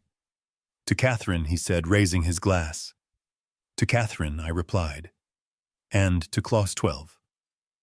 We drank. The scotch burned warm and reassuring. I had the law on my side. I had the money. And in 48 hours, I would have the check. I left Whitman's house and drove back into the rain. I checked my phone. No new calls. They were probably asleep in their motel room or arguing over who was to blame. They didn't know that the ground had already shifted beneath their feet. They didn't know that the house they planned to return to was already gone. I drove past the entrance to my subdivision. I didn't turn in. I didn't want to go back to the empty house yet. I drove to the Motel 6 by the highway, the same chain where my son was currently staying in Maui. I parked in the lot and looked at the neon sign buzzing in the damp air. I wanted to remember this feeling, the feeling of being on the outside looking in, because soon that would be Jason's permanent address. The investor arrived at 8 in the morning on Friday, the day after Thanksgiving. His name was Miller, and he wore a suit that was too shiny and a watch that was too big. He looked like a shark that had just smelled blood in the water. He walked through my foyer, his eyes scanning the marble floors and the crystal chandelier, calculating his profit margin with every step. I did not offer him coffee. I did not offer him a tour. The house was empty now, the junk crew having stripped the second floor down to the bare walls the night before. The echoes of his footsteps were the only sound in the cavernous space. He ran a hand over the mahogany banister. "Nice bones," he said, his voice slick with false sympathy. "But the market is soft, Mr. Blackwood. Interest rates are up. Inventory is sitting. To move a property of this size in 48 hours cash, only no inspections, well, that is a tall order." He was playing the game. He was trying to devalue the asset to see how desperate I was. He thought I was in financial ruin. He thought I needed the money to pay off a gambling debt or a mistress. He had no idea that I was simply buying the most expensive eviction notice in history. "Cut the theater, Miller," I said, leaning on my cane. "This house appraises for $1.5 million. The roof is slate and less than 5 years old. The HVAC is industrial grade. You know exactly what this is worth." "Give me the number." Miller stopped pacing. He looked at me, then he looked at the empty living room. $850,000, he said. Cash. Wire transfer hits your account Monday morning when the title clears. Closing costs on you. I did not flinch. $850,000. That was a loss of $650,000 in equity. That was enough money to put 4 grandchildren through college. That was enough money to buy a small island. He was robbing me blind, and he knew it. He waited for me to argue. He waited for me to counter at $1 million. He expected a negotiation. "Done," I said. Miller blinked. He actually took a step back, surprised by the lack of resistance. Just like that, he asked, suspicion clouding his eyes. "Why? What is wrong with the foundation? Is there mold behind the drywall?" "There is nothing wrong with the house," I said, my voice cold and flat. "The structure is sound. The rot was in the occupants. I accept your offer on one condition." He narrowed his eyes. "What condition?" "I want a 30-day lease back," I said. "The title transfers Monday. The money transfers Monday. But I retain legal possession and the keys for 30 days. I want it in writing that no one enters this property without my express permission until that 30 days is up, especially not the previous occupants." Miller shrugged. "A leaseback is standard. We can do that. But seriously, Mr. Blackwood, why are you torching 600 grand in equity just to close by Monday?" I looked at the spot on the wall where the family portrait used to hang. I looked at the scratches on the floor where my son had dragged his golf clubs. "I am not selling a house, Miller," I said. "I am buying a lesson, and tuition is expensive." He pulled the contract out of his briefcase. It was a standard investor purchase agreement simplified for speed. I took his pen. I did not hesitate. I signed my name, Bernard Blackwood, on the line. The ink was black and permanent. With that signature, I had legally severed the last physical tie to my son. When he returned from Hawaii, he would not be coming home. He would be trespassing on corporate property. Miller countered, signed. He tore off the yellow copy and handed it to me. "Pleasure doing business with you," he said, though he looked unsettled by the coldness of the transaction. I took the paper. It felt light. It felt like freedom. "Monday morning," I said. "Do not be late with the wire." I walked him to the door and locked it behind him. The house was sold. The clock was ticking. Now I just had to wait for the plane to land. The flight from Honolulu to New York is 10 hours of confinement that can break even the strongest spirits. For my son and his family, it was a purgatory of economy seating crying children and the gnawing hunger of people who had spent their last dollars on a taxi to the airport. They landed at JFK in the gray pre-dawn light of a Tuesday morning. The weather had turned. The crisp autumn air of Thanksgiving had curdled into a wet, freezing mix of rain and snow that coated the tarmac in slush. I watched their arrival through the high-definition lens of the perimeter security cameras I monitored from my laptop in the hotel suite. I had set a notification alert for motion at the front gate. When the ping sounded at 10 in the morning, I set down my coffee and leaned forward. The final act was beginning. A black Uber Suburban pulled up to the curb. It did not pull into the driveway because Sal had changed the gate code and the keypad was now unresponsive to their old combination. The driver, likely annoyed by the delay and the lack of a tip, idled for a moment before the back doors flew open. Jason stepped out first. He was wearing cargo shorts and a thin linen shirt, an outfit designed for the trade winds of Maui, not the biting 30-degree sleet of Connecticut. He looked haggard. His skin was peeling from a sunburn he hadn't protected. His eyes were puffy and red. He shivered violently as the wind hit him, his body curling inward instinctively. He didn't look like a successful executive returning to his estate. He looked like a castaway washed up on a hostile shore. Monica followed him, struggling with the youngest child, who was wailing in that exhausted, high-pitched tone that grates on the nerves. She wore a sarong and sandals. Her toes were already turning pink from the cold. She shouted something at Jason, her breath pluming in the frigid air. Even without audio, I knew the cadence of her complaints. She was blaming him for the weather. She was blaming him for the gate. She was blaming him for the misery of their existence. They began to unload the luggage. The driver did not help. He popped the trunk from the inside and waited. Jason dragged the heavy suitcases onto the wet sidewalk. These were the same bags he had snuck out of the house with 5 days ago, laughing at my expense. Now they looked like millstones around his neck. The Uber drove away, splashing dirty slush onto Jason's legs. He kicked the tire of the departing car in a futile gesture of rage, then slipped on the ice and nearly went down. He regained his balance, grabbed the handles of 2 bags, and trudged toward the pedestrian gate. I switched camera views to the front porch camera. This was the view I had paid $850,000 in equity to see. They walked up the long driveway, a pathetic caravan of shivering tourists. The children were huddled together, pulling beach towels around their shoulders for warmth. They reached the front porch. Jason dropped the bags with a heavy thud. He rubbed his hands together, blowing on them for warmth, and reached into his pocket for his keys. He approached the massive oak door. He didn't look at it closely at first. He just jammed the key toward the lock cylinder, expecting the familiar click and turn that had welcomed him home for 40 years. But the key didn't go in. He tried again, harder this time, scratching the brass plate. He frowned, bending down to look. That was when he saw it. The lock wasn't just changed, it was gone.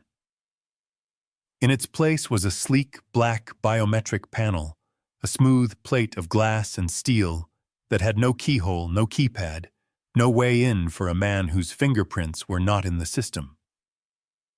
"What is wrong with it?" Monica snapped, shivering behind him. "Open the door, Jason. It is freezing." "It is not working," Jason said, his voice rising in panic. "There is no hole. There is no keyhole." He pounded on the door with his fist. "Open up," he screamed. "Dad, it is us! Open the goddamn door!" The sound of his fist against the solid wood was dull and heavy. There was no answer. The house was a tomb. Monica pushed past him. "Let me do it," she hissed. "You are useless." She grabbed the handle and rattled it. It was locked tight, bolstered by the deadbolts Sal had installed deep into the frame. She stepped back and looked at the house, really looked at it for the first time since they had arrived. Her eyes drifted to the right, to the large bay window of the living room. She gasped. Her hand flew to her mouth. "Jason," she shrieked. "Look at the window." Jason turned. He saw what she saw. The beautiful floor-to-ceiling glass panes were gone. They were covered by sheets of raw, unpainted plywood nailed directly into the frame. It looked like a house preparing for a hurricane. It looked abandoned. It looked condemned. They ran to the other windows. The dining room, the library, the kitchen. Every single ground-floor entry point was sealed shut with heavy timber. I had instructed the investor to board it up immediately upon closing, to prevent vandalism, citing a concern about disgruntled former occupants. I was the disgruntled occupant, and they were the vandalism I was preventing. "What is happening?" Jason yelled, spinning in a circle. "Is there a storm coming? Why is everything boarded up?" And then the wind gusted, blowing the snow across the front lawn. It cleared the view of a small red sign planted firmly in the frozen earth near the rhododendrons. It was not a subtle sign. It was a sign meant to be seen from the street. Sold. The letters were white block print on a red background. Above it, a writer strip read, "Sold as is, cash buyer." Jason stopped moving. He stared at the sign. He blinked as if trying to clear a hallucination. He walked toward it, his steps slow and heavy like a man walking to the gallows. He reached out and touched the plastic sign. It was real. It was cold. "Sold," he whispered. His voice cracked. He turned to Monica, his face a mask of absolute uncomprehending horror. He sold it. He actually sold it.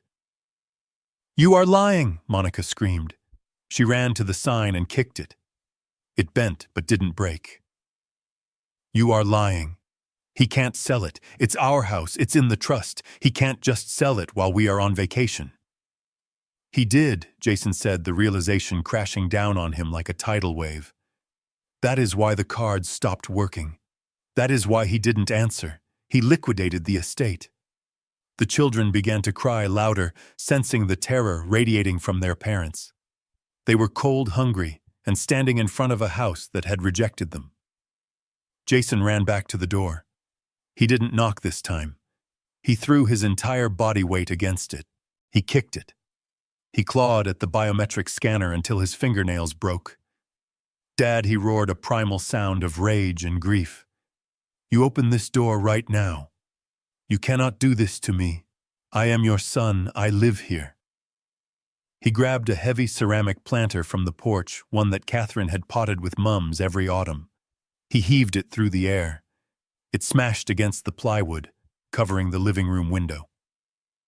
The wood splintered, but held. The noise triggered the new alarm system the investors had installed. A piercing, deafening siren erupted from the eaves of the house, cutting through the quiet neighborhood morning.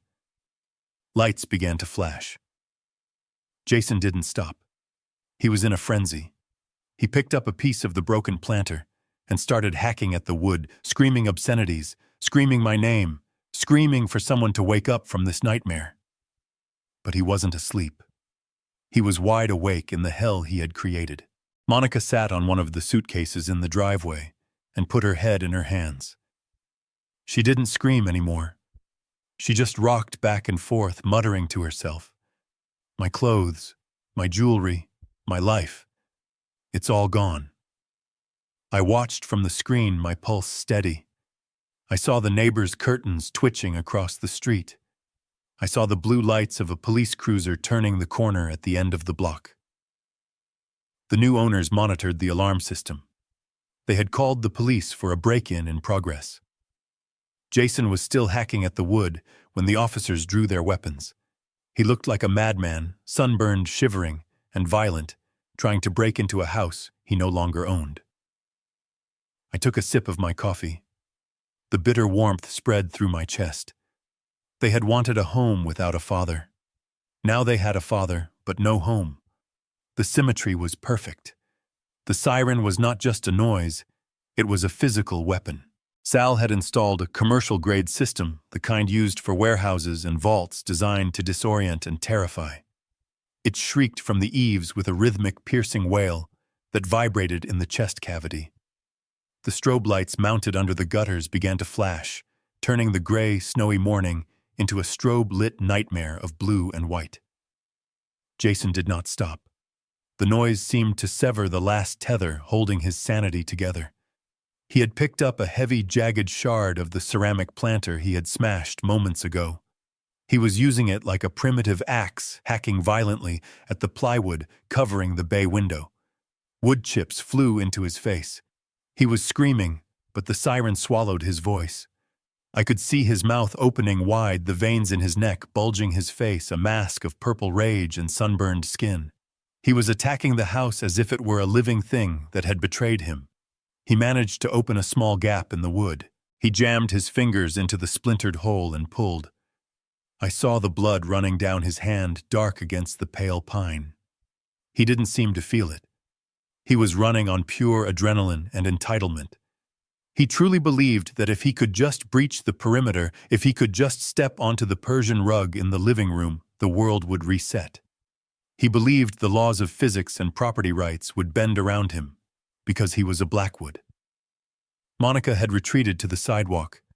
She was shielding the children, pressing their faces into her sarong to block out the strobe lights. She was shouting at Jason, her mouth moving in a rhythm of panic, likely telling him to stop, to think, to realize that he was committing a felony in broad daylight. But Jason was beyond listening.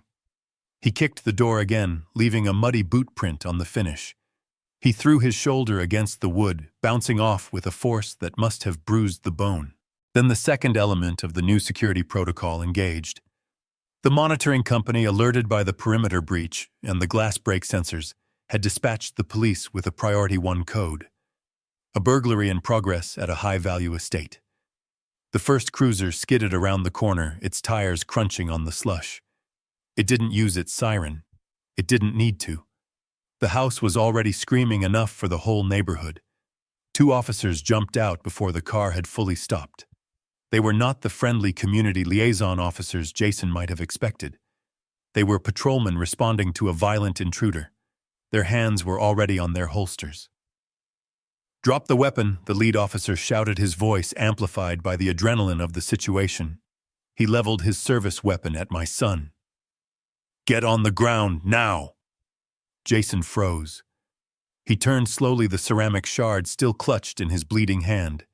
He looked at the gun pointed at his chest. He blinked, the snowflakes melting on his eyelashes.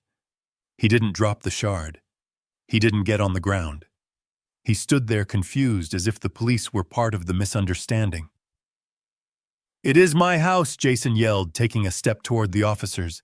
"I live here. My dad is inside. He locked me out." "Stop moving," the officer roared, taking a tactical step back and tightening his grip on the firearm. "Drop the object or you will be tased." Jason looked at the shard in his hand, as if he had forgotten he was holding it. He dropped it. It shattered on the frozen driveway. "I live here," Jason screamed again, his voice cracking. "Ask anyone. Ask the neighbors. I am Jason Blackwood." The second officer moved in, flanking him. He didn't care about the name. He saw a man with bloody hands who had just destroyed property and was acting erratically. He saw a threat. "Turn around." "Hands on your head." Jason hesitated. It was a fatal second of indecision, born of a lifetime of never being told what to do. The officer didn't wait. He grabbed Jason's arm, spun him around, and kicked his legs apart. He slammed Jason face first onto the hood of the police cruiser. The cold metal must have burned his skin. "I am suing you," Jason shouted, his cheek pressed against the wet steel. "You can't touch me. Do you know who my father is?" It was the refrain of his life. "Do you know who my father is?" He used it to get out of speeding tickets. He used it to get table reservations. Now he was using it to try and talk his way out of a breaking and entering charge on a house I no longer owned. The officer yanked Jason's arms behind his back. The handcuffs clicked. It was a sharp metallic sound that cut through the wail of the alarm. Jason flinched. He began to sob. It wasn't a cry of remorse. It was the cry of a child who has finally been put in timeout. Monica ran toward them, dragging the screaming children. "Stop! You are hurting him!" she shrieked. "He lives here. We just got back from vacation. Look at our luggage. Look at the kids. We are not burglars." The first officer kept his gun low but ready. "Ma'am, step back. This property is flagged as vacant and under new ownership. The alarm company reported an unauthorized entry by hostile parties." New ownership. Monica gasped. She stopped running. She looked at the boarded windows. She looked at Jason, cuffed and crying on the hood of the car. No. No, that isn't possible. Bernard wouldn't. The officer ignored her. He patted Jason down, checking for weapons. He pulled Jason's wallet out of his pocket. He opened it and looked at the ID. "This ID says your address is in the city," the officer said. "This is not the address on your license." "We stayed here," Jason sobbed. "We lived upstairs. My dad, He what?" the officer asked, pulling Jason off the hood and marching him toward the back seat of the cruiser. "He went crazy," Jason yelled as he was shoved into the car. "He sold it. He sold it while we were gone." The officer slammed the door. He didn't believe him. Or maybe he just didn't care. To him, this was a domestic dispute gone wrong, or a squatter trying to reclaim a lost squat. Either way, Jason was in custody. The alarm finally cut off. The sudden silence was more jarring than the noise. The strobe lights stopped flashing, leaving the driveway in the gray, dull light of the winter morning. I watched from my laptop screen. I saw my son's face pressed against the window of the police car. He looked small. He looked terrified. He looked directly at the security camera as if he knew I was watching. Monica stood alone on the driveway, surrounded by 4 crying children and 5 luxury suitcases. The snow was falling harder now, accumulating on her bare shoulders. She looked at the house. She looked at the police car. Then she looked at the street, realizing for the first time that there was no one coming to help her. She had no car keys. She had no house keys. She had $300 and a husband in the back of a squad car. The officer approached her. "Ma'am, you cannot stay here. This is private property. The owner has requested that all trespassers be removed. You need to call a ride." "The owner," she whispered. I took a sip of my coffee. My hand was steady. The police had done their job. The investors had done their job. The system worked perfectly when you were the one pulling the levers. I watched as Monica pulled out her phone. Her fingers were shaking so hard she could barely type. I knew who she was going to call. She was going to call her mother. She was going to call her friends. But eventually she would realize that none of them could fix this. Then she did what I knew she would do. She dialed my number. My phone lit up on the desk. Monica. I watched it ring. I watched the face of the woman who had pawned my wife's pearls appear on the screen. I reached out and pressed the button to send it to voicemail. I wasn't ready to talk, not yet. I wanted them to sit in the cold a little longer. I wanted the reality of the situation to settle into their bones like the frost on the ground. The police car pulled away, taking my son to the precinct for processing. Monica was left standing on the curb, waiting for an Uber she probably couldn't afford, staring at the plywood that sealed off her former life. The fortress was secure. The invaders had been repelled, and I had the best seat in the house. The fluorescent lights of the second precinct hummed with a headache-inducing buzz that seemed to vibrate in my teeth. The air smelled of stale coffee, industrial floor cleaner, and the sharp, sour tang of human desperation. I walked through the double doors, my cane tapping a steady, authoritative rhythm on the scuffed linoleum. Mr. Whitman walked beside me, his briefcase held like a shield, his face set in a mask of professional indifference. We were not there as worried parents coming to bail out a wayward child. We were there as the plaintiffs. I saw them immediately. Jason was handcuffed to a metal bench in the processing area, a place reserved for drunks and petty thieves. He looked small. The arrogance that usually puffed out his chest and made him walk with a swagger was gone, replaced by the slumped, caved-in posture of a man who had been stripped of his dignity along with his belt and shoelaces. His expensive linen shirt, bought for a tropical paradise, was stained with grease from the police cruiser's hood and dark patches of sweat.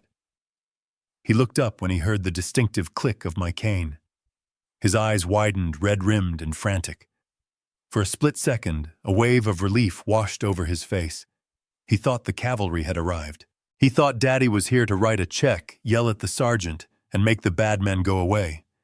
"Dad," he croaked, standing up as far as the short chain would allow. "Thank God. You have to tell them.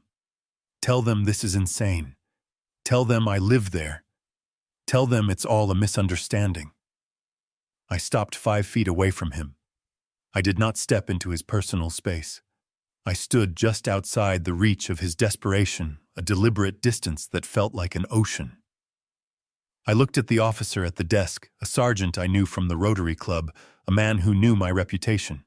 "Sergeant," I said, my voice projecting clearly through the room, cutting through the background noise of radios and phones. "I am Bernard Blackwood. I am the former owner of the property at 42 Oak Lane. I am here to confirm that the individual in custody has no legal claim to the residence. He does not hold a lease. He does not hold a title. He was in fact trespassing on private property that he has been explicitly barred from." Jason's jaw dropped. The relief on his face curdled into a look of absolute betrayal, a look of a child who has just realized the monster in the closet is real. "What are you saying?" he whispered, his voice trembling. "I am your son. I have lived there for 5 years." I looked at him then. I really looked at him. I didn't see the boy I had taught to ride a bike. I saw the man who had pawned my wedding ring for pocket money. I saw the man who had left me a frozen dinner on Thanksgiving while he flew first class. You are a 42-year-old man who broke into a house he does not own, I said, my voice as cold as the winter wind outside. That makes you a criminal, Jason, not a son. You vacated the premises of your own accord. You abandoned your residency. And I sold the building. Monica was sitting on a plastic chair in the waiting area, huddled under a thin blanket, the children asleep in a pile of coats on the floor next to her. She looked ragged, her makeup smeared her hair a bird's nest of tangles. She jumped up when she heard my voice rushing the barrier like a cornered animal. "You sick old bastard!" she screamed, pointing a manicured finger at me, her face twisted into a mask of pure venom. "You set us up, you sold the house while we were in the air, you ruined everything. You are going to pay for this." I turned to her slowly. I did not raise my voice. I did not need to. My silence was louder than her screaming. "I liquidated an asset, Monica," I said calmly. "Just like you liquidated my wife's jewelry. The difference is I owned the house. You did not own the pearls. You did not own the sapphire brooch. And you certainly did not own my wedding ring." She froze. The blood drained from her face, leaving her pale and ghostly under the harsh lights. Her mouth opened and closed, but no sound came out. She knew. In that moment, she realized that I knew everything. The secret economy she had built on my grief was exposed. She stammered, looking around to see if the officers were listening, suddenly aware of her own legal peril. "I have the receipts," I said, tapping the breast pocket of my coat. "I have the box from under the floorboard. And I have the police report filed for grand larceny ready to be submitted. But I am a generous man. I am not pressing those charges today. Today I am simply returning your property." "My property?" she asked, confused, her eyes darting around. I nodded to the entrance. Sal pushed the double doors open with his shoulder. Behind him, two of his guys wheeled in a hand truck stacked high with brown cardboard boxes. They were heavy taped shut with aggressive amounts of gray duct tape bulging at the sides. They smelled of dust and the hasty, violent packing job I had supervised. Sal parked the dolly right in the middle of the precinct waiting room between the vending machine and the intake desk. He tipped it back and let the boxes slide onto the floor with a heavy final thud that shook the room. "What is this?" Jason asked from the bench, straining against his cuffs to see. "This is your life," I said, "or what is left of it." I pointed to the boxes with the tip of my cane. "Your clothes, your shoes, your electronics, your collections. It is all there." I had the movers pack everything from the second floor. Nothing was left behind. No socks, no toothbrushes, no pictures. Consider this the final distribution of the Blackwood estate. Monica stared at the boxes. She recognized the shape of things inside. She saw the corner of a designer dress poking out where the tape had split, wrinkled, and crushed. She saw the edge of a box that likely held her expensive creams, now leaking and broken. "You put my Chanel bags in a cardboard box," she whispered, her voice trembling with a materialistic horror that seemed to eclipse the fact that her husband was in handcuffs. "You ruined them. You crushed them." "They are just things, Monica," I said, echoing the exact words she had used when she broke my favorite coffee mug years ago and told me to get over it. "You can always buy more." "Oh, wait. You can't. Because I canceled the cards. And you have no job." Whitman stepped forward, smooth and lethal. He placed a document on top of the stack of boxes. "This is a restraining order," he said professionally. "It bars you from coming within 500 feet of Mr. Blackwood or his new residence. It also serves as formal notice that you have been removed as beneficiaries from the family trust due to criminal misconduct and gross ingratitude. You are on your own." Jason looked at the restraining order. He looked at the boxes. He looked at me. The reality was finally sinking in. There was no house to go back to. There was no bank account to draw from. There was just a pile of boxes on a dirty police station floor, a criminal record, and a winter storm outside. "Dad, please," he wept. the fight going out of him, his body sagging against the metal bench. "We have nowhere to go, the kids. We don't have any money. The kids are the only reason I am not having you charged with the theft of the jewelry right now," I said. "Figure it out, Jason. Get a job. Rent an apartment. Be a father instead of a dependent. For the first time in your life, save yourself." I turned my back on them. It was the hardest physical movement I had ever made, turning away from my own flesh and blood while they cried. But it was necessary. The umbilical cord had to be cut, even if I had to use a hatchet. "Where are you going?" Monica shrieked, her voice cracking. "You can't leave us here. I am going to dinner," I said without looking back. "I have a reservation, and I am paying with my own money." I walked out of the precinct into the cold, wet air. I heard Monica screaming my name behind the safety glass. I heard Jason sobbing. I heard the confused cries of my grandchildren waking up to a world where their grandfather was no longer a safety net, but a wall. Sal was waiting by the truck. He looked at me, his face grim. "Done?" he asked. "Done," I said. I got into the car. I didn't feel happy. I didn't feel sad. I felt light. The weight of 40 years of carrying them was gone. I was just a man with a cane and a quiet life ahead of me. And for the first time in a long time, I was looking forward to the silence. 3 weeks after I left my son and his wife standing in the cold. Outside a police station, a process server found me at the Ritz-Carlton. I was eating a grapefruit and reading the Wall Street Journal, enjoying the silence that money and solitude can buy.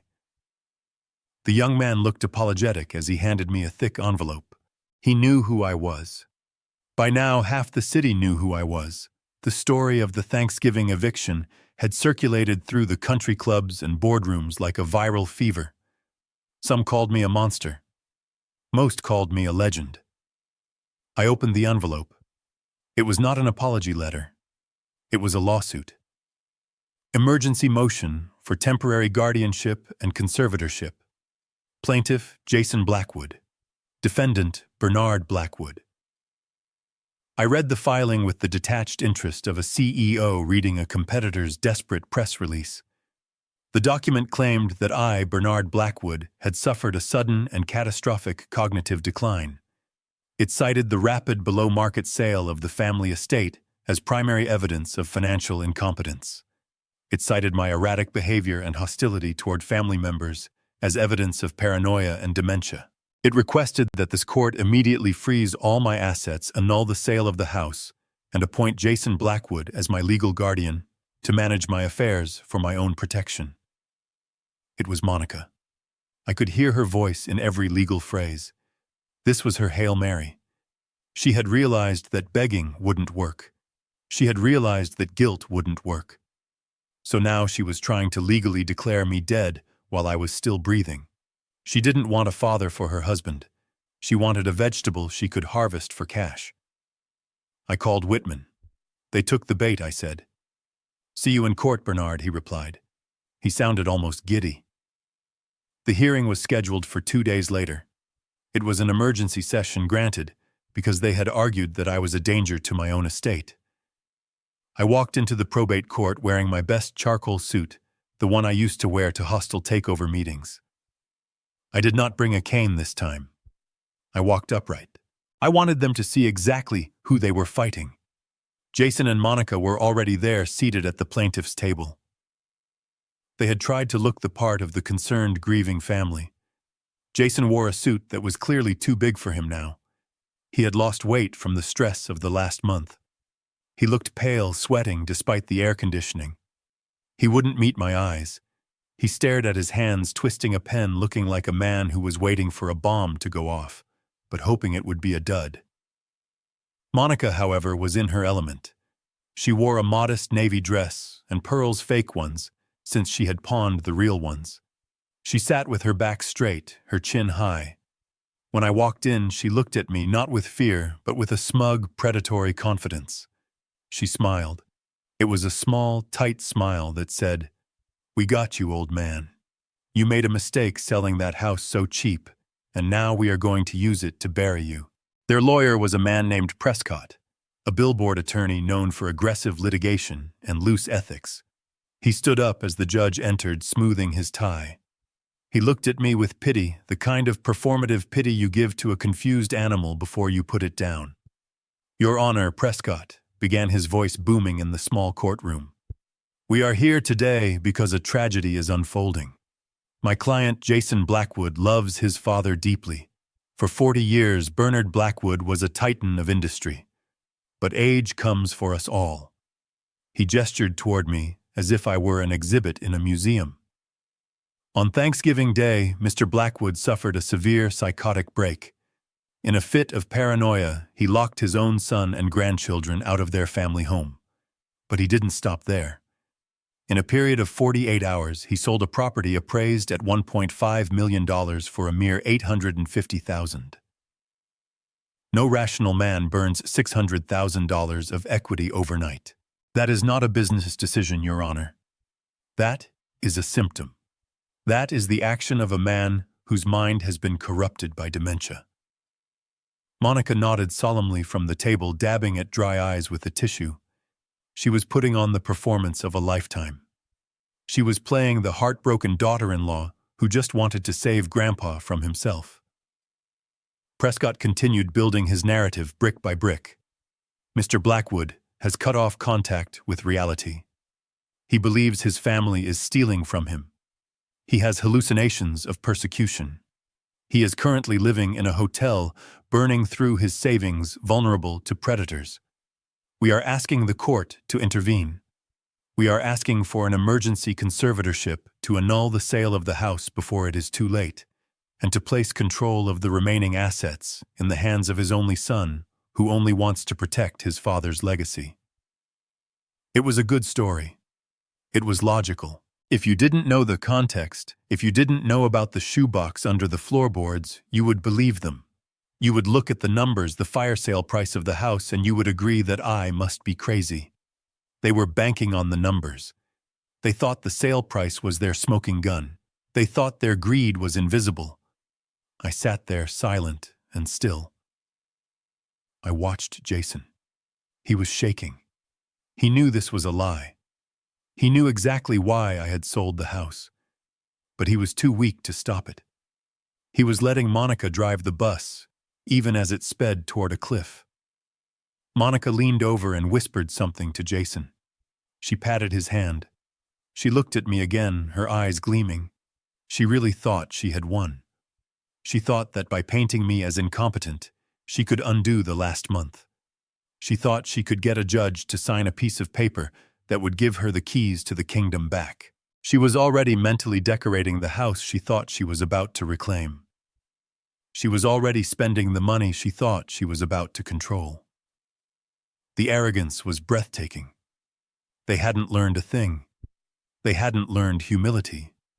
They hadn't learned remorse. They had only learned to double down. They were so convinced of their own entitlement that they couldn't conceive of a world where I was one step ahead of them. They looked at a lion and saw a rug. Whitman leaned over to me. "Do you want to say anything before I start?" he whispered. I looked at the judge, a stern woman who was reading the complaint with a frown. I looked at Monica, whose smirk was growing wider by the second. "No," I whispered back. "Let them finish. Let them put it all on the record. I want them to be so high up that the fall breaks every bone in their bodies." The judge looked up over her spectacles. "Mr. Prescott," she said, "you are making serious allegations. Removing a person's autonomy is a drastic step. Do you have medical evidence? We have the evidence of his actions, Your Honor," Prescott said smoothly. "And we have the testimony of his family who have lived with him and watched his decline. We have an affidavit from his son stating that Mr. Blackwood has been forgetting things, acting aggressively, and making irrational financial choices for months." Jason flinched when his name was mentioned. He shrank into his chair. "Very well," the judge said. "Mr. Whitman, does your client wish to respond?" Whitman stood up. He buttoned his jacket slowly. He didn't look worried. He looked bored. "My client does wish to respond." "Your Honor," Whitman said, "but not with arguments. We prefer to respond with exhibits." Monica's smile faltered for a fraction of a second. She looked at the stack of documents Whitman pulled from his briefcase. She looked at the small digital recorder he placed on the table. She looked at the orange Nike shoebox that sat on the floor just next to my feet. For the first time since the hearing began, I saw a flicker of doubt in her eyes. It was the realization that in a room full of lawyers, she was the only one who didn't know the law of gravity. What goes up must come down. And they were about to come down hard. Whitman did not begin with an opening statement. He did not bore the court with platitudes about the dignity of the elderly or the sanctity of the family unit. He simply walked to the clerk's desk and placed a small silver flash drive on the polished wood. It made a sharp click that sounded like a pistol hammer being cocked. He asked for permission to play a video file. The judge nodded, and the large monitor mounted on the wall flickered to life. The grainy black and white footage from my security cameras filled the screen. The timestamp in the corner read 4 a.m. on Thanksgiving Day. The courtroom watched in silence as Jason and Monica dragged their suitcases down the stairs, laughing and whispering. The audio was crisp. Every person in the room heard Monica call my home a place of failure. They heard Jason joke about my hearing loss. They heard the slam of the door as they left me alone with a frozen dinner. I watched the color drain from Monica's face. She gripped the edge of the plaintiff's table, her knuckles turning white. The image of the grieving, concerned daughter-in-law was cracking like cheap porcelain. But Whitman was not done. He let the video play until the car drove away, leaving only the image of an empty, silent hallway. Then he stopped the playback. "Your Honor," Whitman said, his voice calm and resonant. "The plaintiff claims my client is suffering from paranoia and delusions of abandonment. As you can see, the abandonment was not a delusion. It was a scheduled departure." Prescott, their lawyer, jumped up. "Objection, this is irrelevant. A vacation does not prove competence." Whitman ignored him. He picked up the small digital recorder I had placed on the table. "Exhibit B," Whitman announced. "A voicemail received by my client on Thanksgiving Day shortly after he discovered unauthorized charges on his credit card." He pressed play. Monica's voice shrieked through the courtroom speakers, distorted by rage, but unmistakable. "You old bat! You ruined everything. Fix this right now, or you will never see these children again." The judge flinched. She looked from the recorder to Monica, her eyebrows knitting together in a frown of distaste. The contrast between the demure woman in the navy dress sitting at the table and the banshee on the recording was absolute. Monica looked down at her lap, unable to meet the judge's gaze. Jason put his head in his hands. "This establishes the tone of the relationship," Whitman said. "It is not one of caregiving. It is one of hostage-taking. But let us address the core of the plaintiff's argument. They claim that Mr. Blackwood's decision to sell his home was an act of financial incompetence, a fire sale driven by dementia." Whitman walked back to his briefcase. He pulled out the orange Nike shoebox. He did not treat it delicately. He dumped the contents onto the defense table. The pile of receipts slid across the surface, a chaotic mound of paper that represented the systematic looting of my life. "I would like to enter into evidence 53 separate transaction slips from Quick Cash Pawn," and Lone Whitman said. These receipts were found hidden beneath the floorboards of the plaintiff's bedroom in Mr. Blackwood's home. He picked up the top receipt and handed it to the bailiff to give to the judge. Item 1, Whitman read aloud. "A platinum and sapphire brooch appraised value $15,000. Pawned by Monica Blackwood for $1,200 on November 20th. He picked up another. Item 2, a strand of South Sea pearls, pawned for $800. He picked up a third. Item 3, a men's gold wedding band inscribed Forever C and B, pawned by Jason Blackwood for $300 on November 22nd. The silence in the courtroom was no longer just quiet. It was heavy.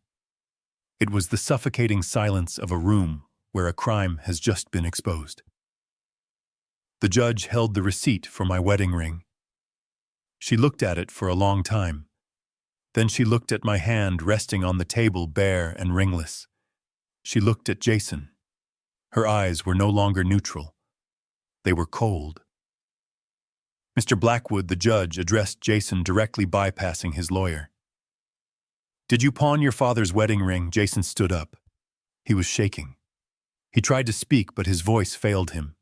He cleared his throat. "Your Honor, it was a temporary loan. We were going to get it back. We just needed liquidity." "Liquidity," the judge repeated the word, dripping with disdain. "You sold your father's wedding ring for $300 while living rent-free in his home. And now you are asking this court to give you control over the rest of his assets." She turned her gaze to me. "Mr. Blackwood," she said softly. "Why did you sell your house?" I stood up. I buttoned my jacket. I looked her in the eye. I spoke clearly, without a tremor, without a pause. "Your Honor, I did not sell a home. I liquidated a liability. I discovered that I was harboring thieves. I discovered that my son and his wife were financing a lifestyle they could not afford by selling my past. I realized that as long as they had a roof over their heads provided by me, they would never stop. Selling the house was the only way to evict them legally and permanently. It was a strategic business decision to stop the bleeding of my estate." I paused, then added the final truth. "And frankly, Your Honor, after finding my wedding ring replaced by a hardware store washer, I could no longer sleep under that roof." The house was contaminated. The judge nodded slowly. She closed the file folder in front of her. She took off her glasses. She didn't need to hear a closing argument. She didn't need to deliberate. "Mr. Prescott," she said to Jason's lawyer, "I suggest you advise your clients to be very quiet." She banged her gavel. "This court finds no evidence of incompetence, dementia, or incapacity on the part of Bernard Blackwood. The motion for emergency guardianship is denied. The motion to annul the sale of the property is denied." She leaned forward, her voice dropping to a dangerous register. "Furthermore, based on the evidence presented today regarding the pawned items, I am forwarding the transcript of this hearing and all exhibits to the District Attorney's Office for review regarding potential criminal charges for elder abuse and grand larceny." Monica gasped. She grabbed Jason's arm, her fingernails digging into his suit jacket. They had come here to take my money. Now they were leaving with a criminal investigation hanging over their heads. The judge looked at me. One last time. "Mr. Blackwood, you are free to go. And may I say I am sorry for your loss." She wasn't talking about my wife. She was talking about my son. "Thank you."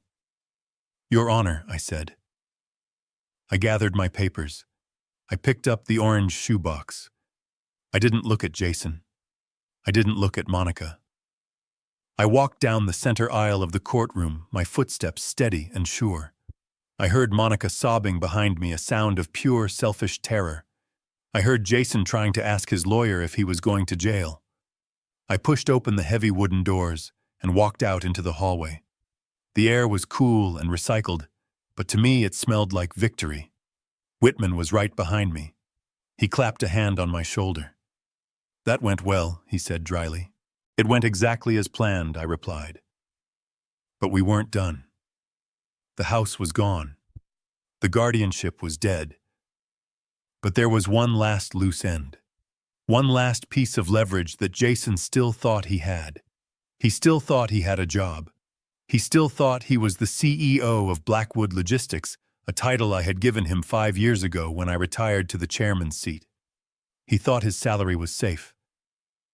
I checked my watch. It was 11 in the morning. The board meeting was scheduled for noon. "Let's go, Arthur," I said. "We have one more stop." We walked to the elevator. The doors opened and we stepped inside, leaving the ruins of my family behind us on the courtroom floor. The descent was smooth and fast. I was going down to the street, but Jason was going down much, much further. Jason caught up to us in the marble lobby of the courthouse, his breathing ragged and desperate. He looked like a man who had just survived a firing squad only to realize he was standing in a minefield. He grabbed my sleeve, his fingers digging into the fabric of the charcoal suit he had once admired. "Dad." "Wait," he gasped, ignoring Monica, who was lagging behind trying to fix her mascara. "I know you are angry. I know the house is gone. But listen to me. I still have my job. I am the CEO of Blackwood Logistics. I have a salary. I have a bonus coming. I can get an apartment. I can pay you back for the jewelry. Just give me time." I stopped and turned to face him. The lobby was crowded with lawyers and clients, but I created a bubble of silence around us. I looked at his hand on my arm until he released me. He was clinging to his title like a life raft in a hurricane. He truly believed that his corporate status was separate from his character. He believed that the business I built was his birthright, just like the house. "You do not have a salary, Jason," I said, my voice flat.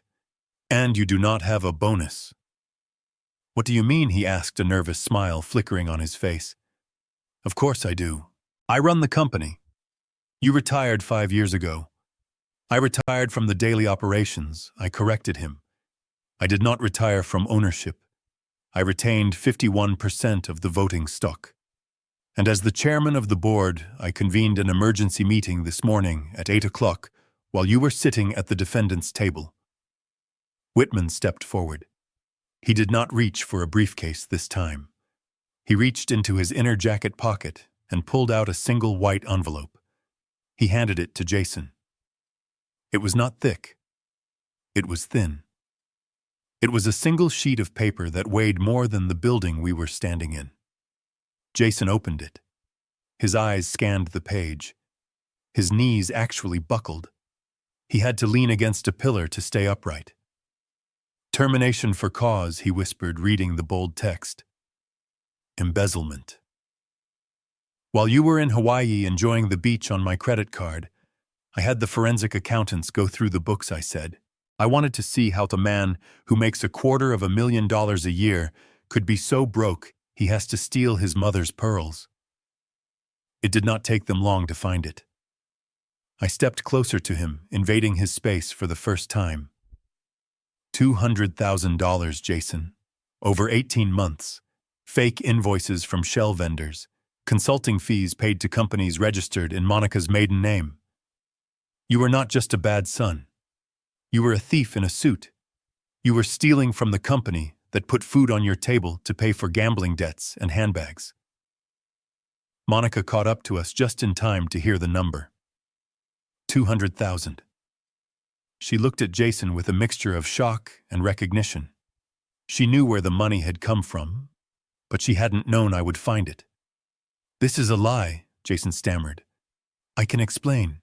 It was just moving funds around." "It is a felony," I said. "And it is the reason you are fired. Effective immediately. Security has already cleared out your office. Your company car has been repossessed. Your corporate card is canceled. You are walking out of here with nothing but the suit on your back, and even that I paid for." Jason looked around the lobby as if looking for an exit, but there was nowhere to go. He had lost his home. He had lost his reputation. And now he had lost his career. The double kill was complete. I had stripped him of every unearned privilege he had ever hidden behind. "If you ever come near me or my property again," I added, leaning in close so only he could hear, "I will hand that forensic audit to the FBI. Do not test me, son. You have already failed the final exam." I turned and walked through the revolving doors into the bright winter sunlight, leaving him standing in the lobby, holding his termination letter like a death certificate. He was a CEO with no company, a homeowner with no house, and a son with no father. He was finally a self-made man. It had been exactly 30 days since the sale of the house closed. December had settled over the city with a brutal gray permanence, turning the streets into wind tunnels of biting cold. I was no longer watching the weather from a drafty Victorian estate in the suburbs. I was watching it from the floor-to-ceiling thermal windows of a penthouse apartment in the city center. I had rented it with a fraction of the proceeds from the house sale. It was modern, warm, and remarkably quiet. There were no creaking floorboards. There were no memories of a dead wife in the hallways. There was just clean white space and the hum of the city 20 stories below. I was setting the table for dinner. I had invited Sal and Arthur Whitman. It was a make-up Thanksgiving, a real one. I had roasted a turkey myself, basting it with butter and herbs, filling the apartment with the scent that had been missing a month ago. I was pouring the wine, a heavy Cabernet that needed to breathe, when the concierge buzzer rang. I walked to the wall panel. The video screen flickered to life, showing the vestibule downstairs. The camera lens was fish-eyed, but the distortion could not hide the misery of the two figures standing in the lobby. It was Jason and Monica. They looked like ghosts of the people who had flown to Hawaii. Jason was wearing a parka that looked 2 sizes too small, likely bought from a thrift store bin. His face was gaunt, covered in a patchy, unkempt beard that hid his weak chin, but highlighted the hollows of his eyes. He looked 10 years older. The swagger of the CEO was gone, replaced by the twitchy, nervous energy of a man who was looking over his shoulder for creditors. Monica was worse. The woman who used to spend 3 hours a day on her hair and makeup was unrecognizable. Her roots had grown out, a dark stripe invading the expensive blonde dye job she could no longer maintain.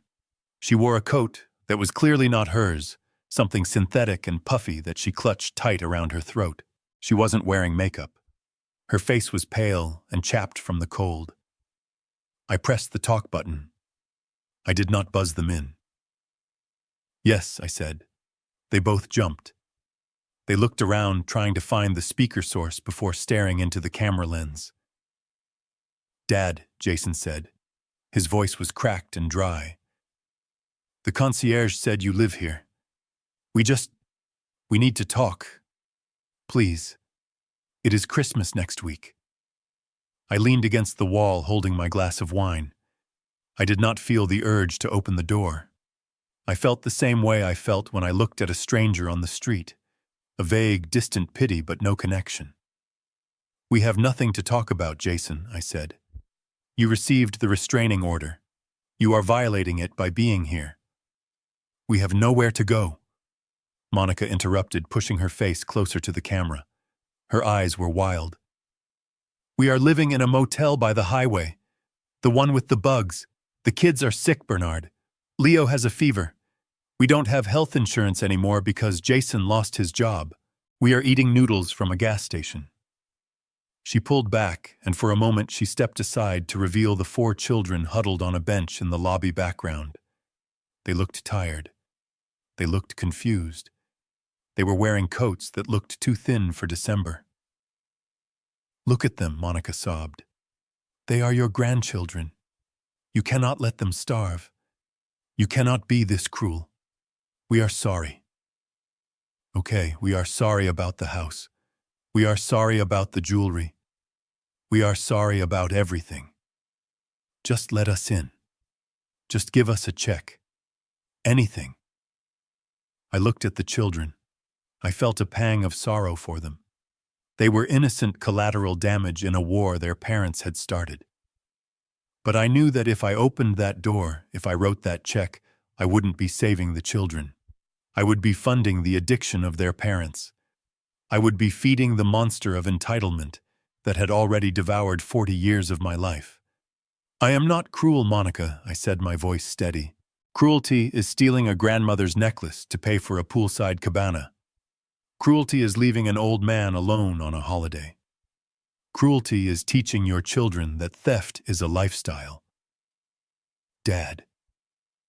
"Please," Jason begged, tears streaming down his face, mixing with the melted snow on his cheeks. "I will do anything. I will work in the mailroom. I will sweep floors. Just help us get back on our feet. I cannot provide for them. I don't know how." You are 42 years old, Jason, I said.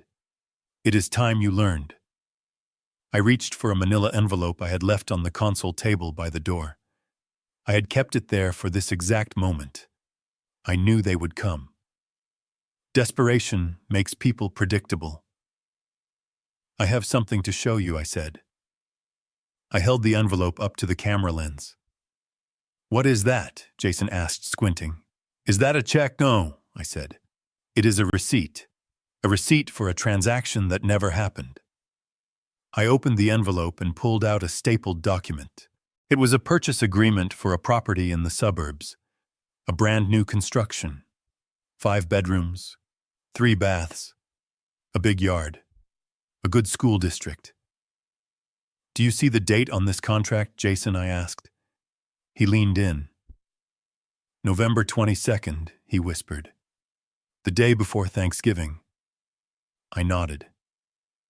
I bought this house on November 22nd, I said. I paid the deposit. I signed the papers.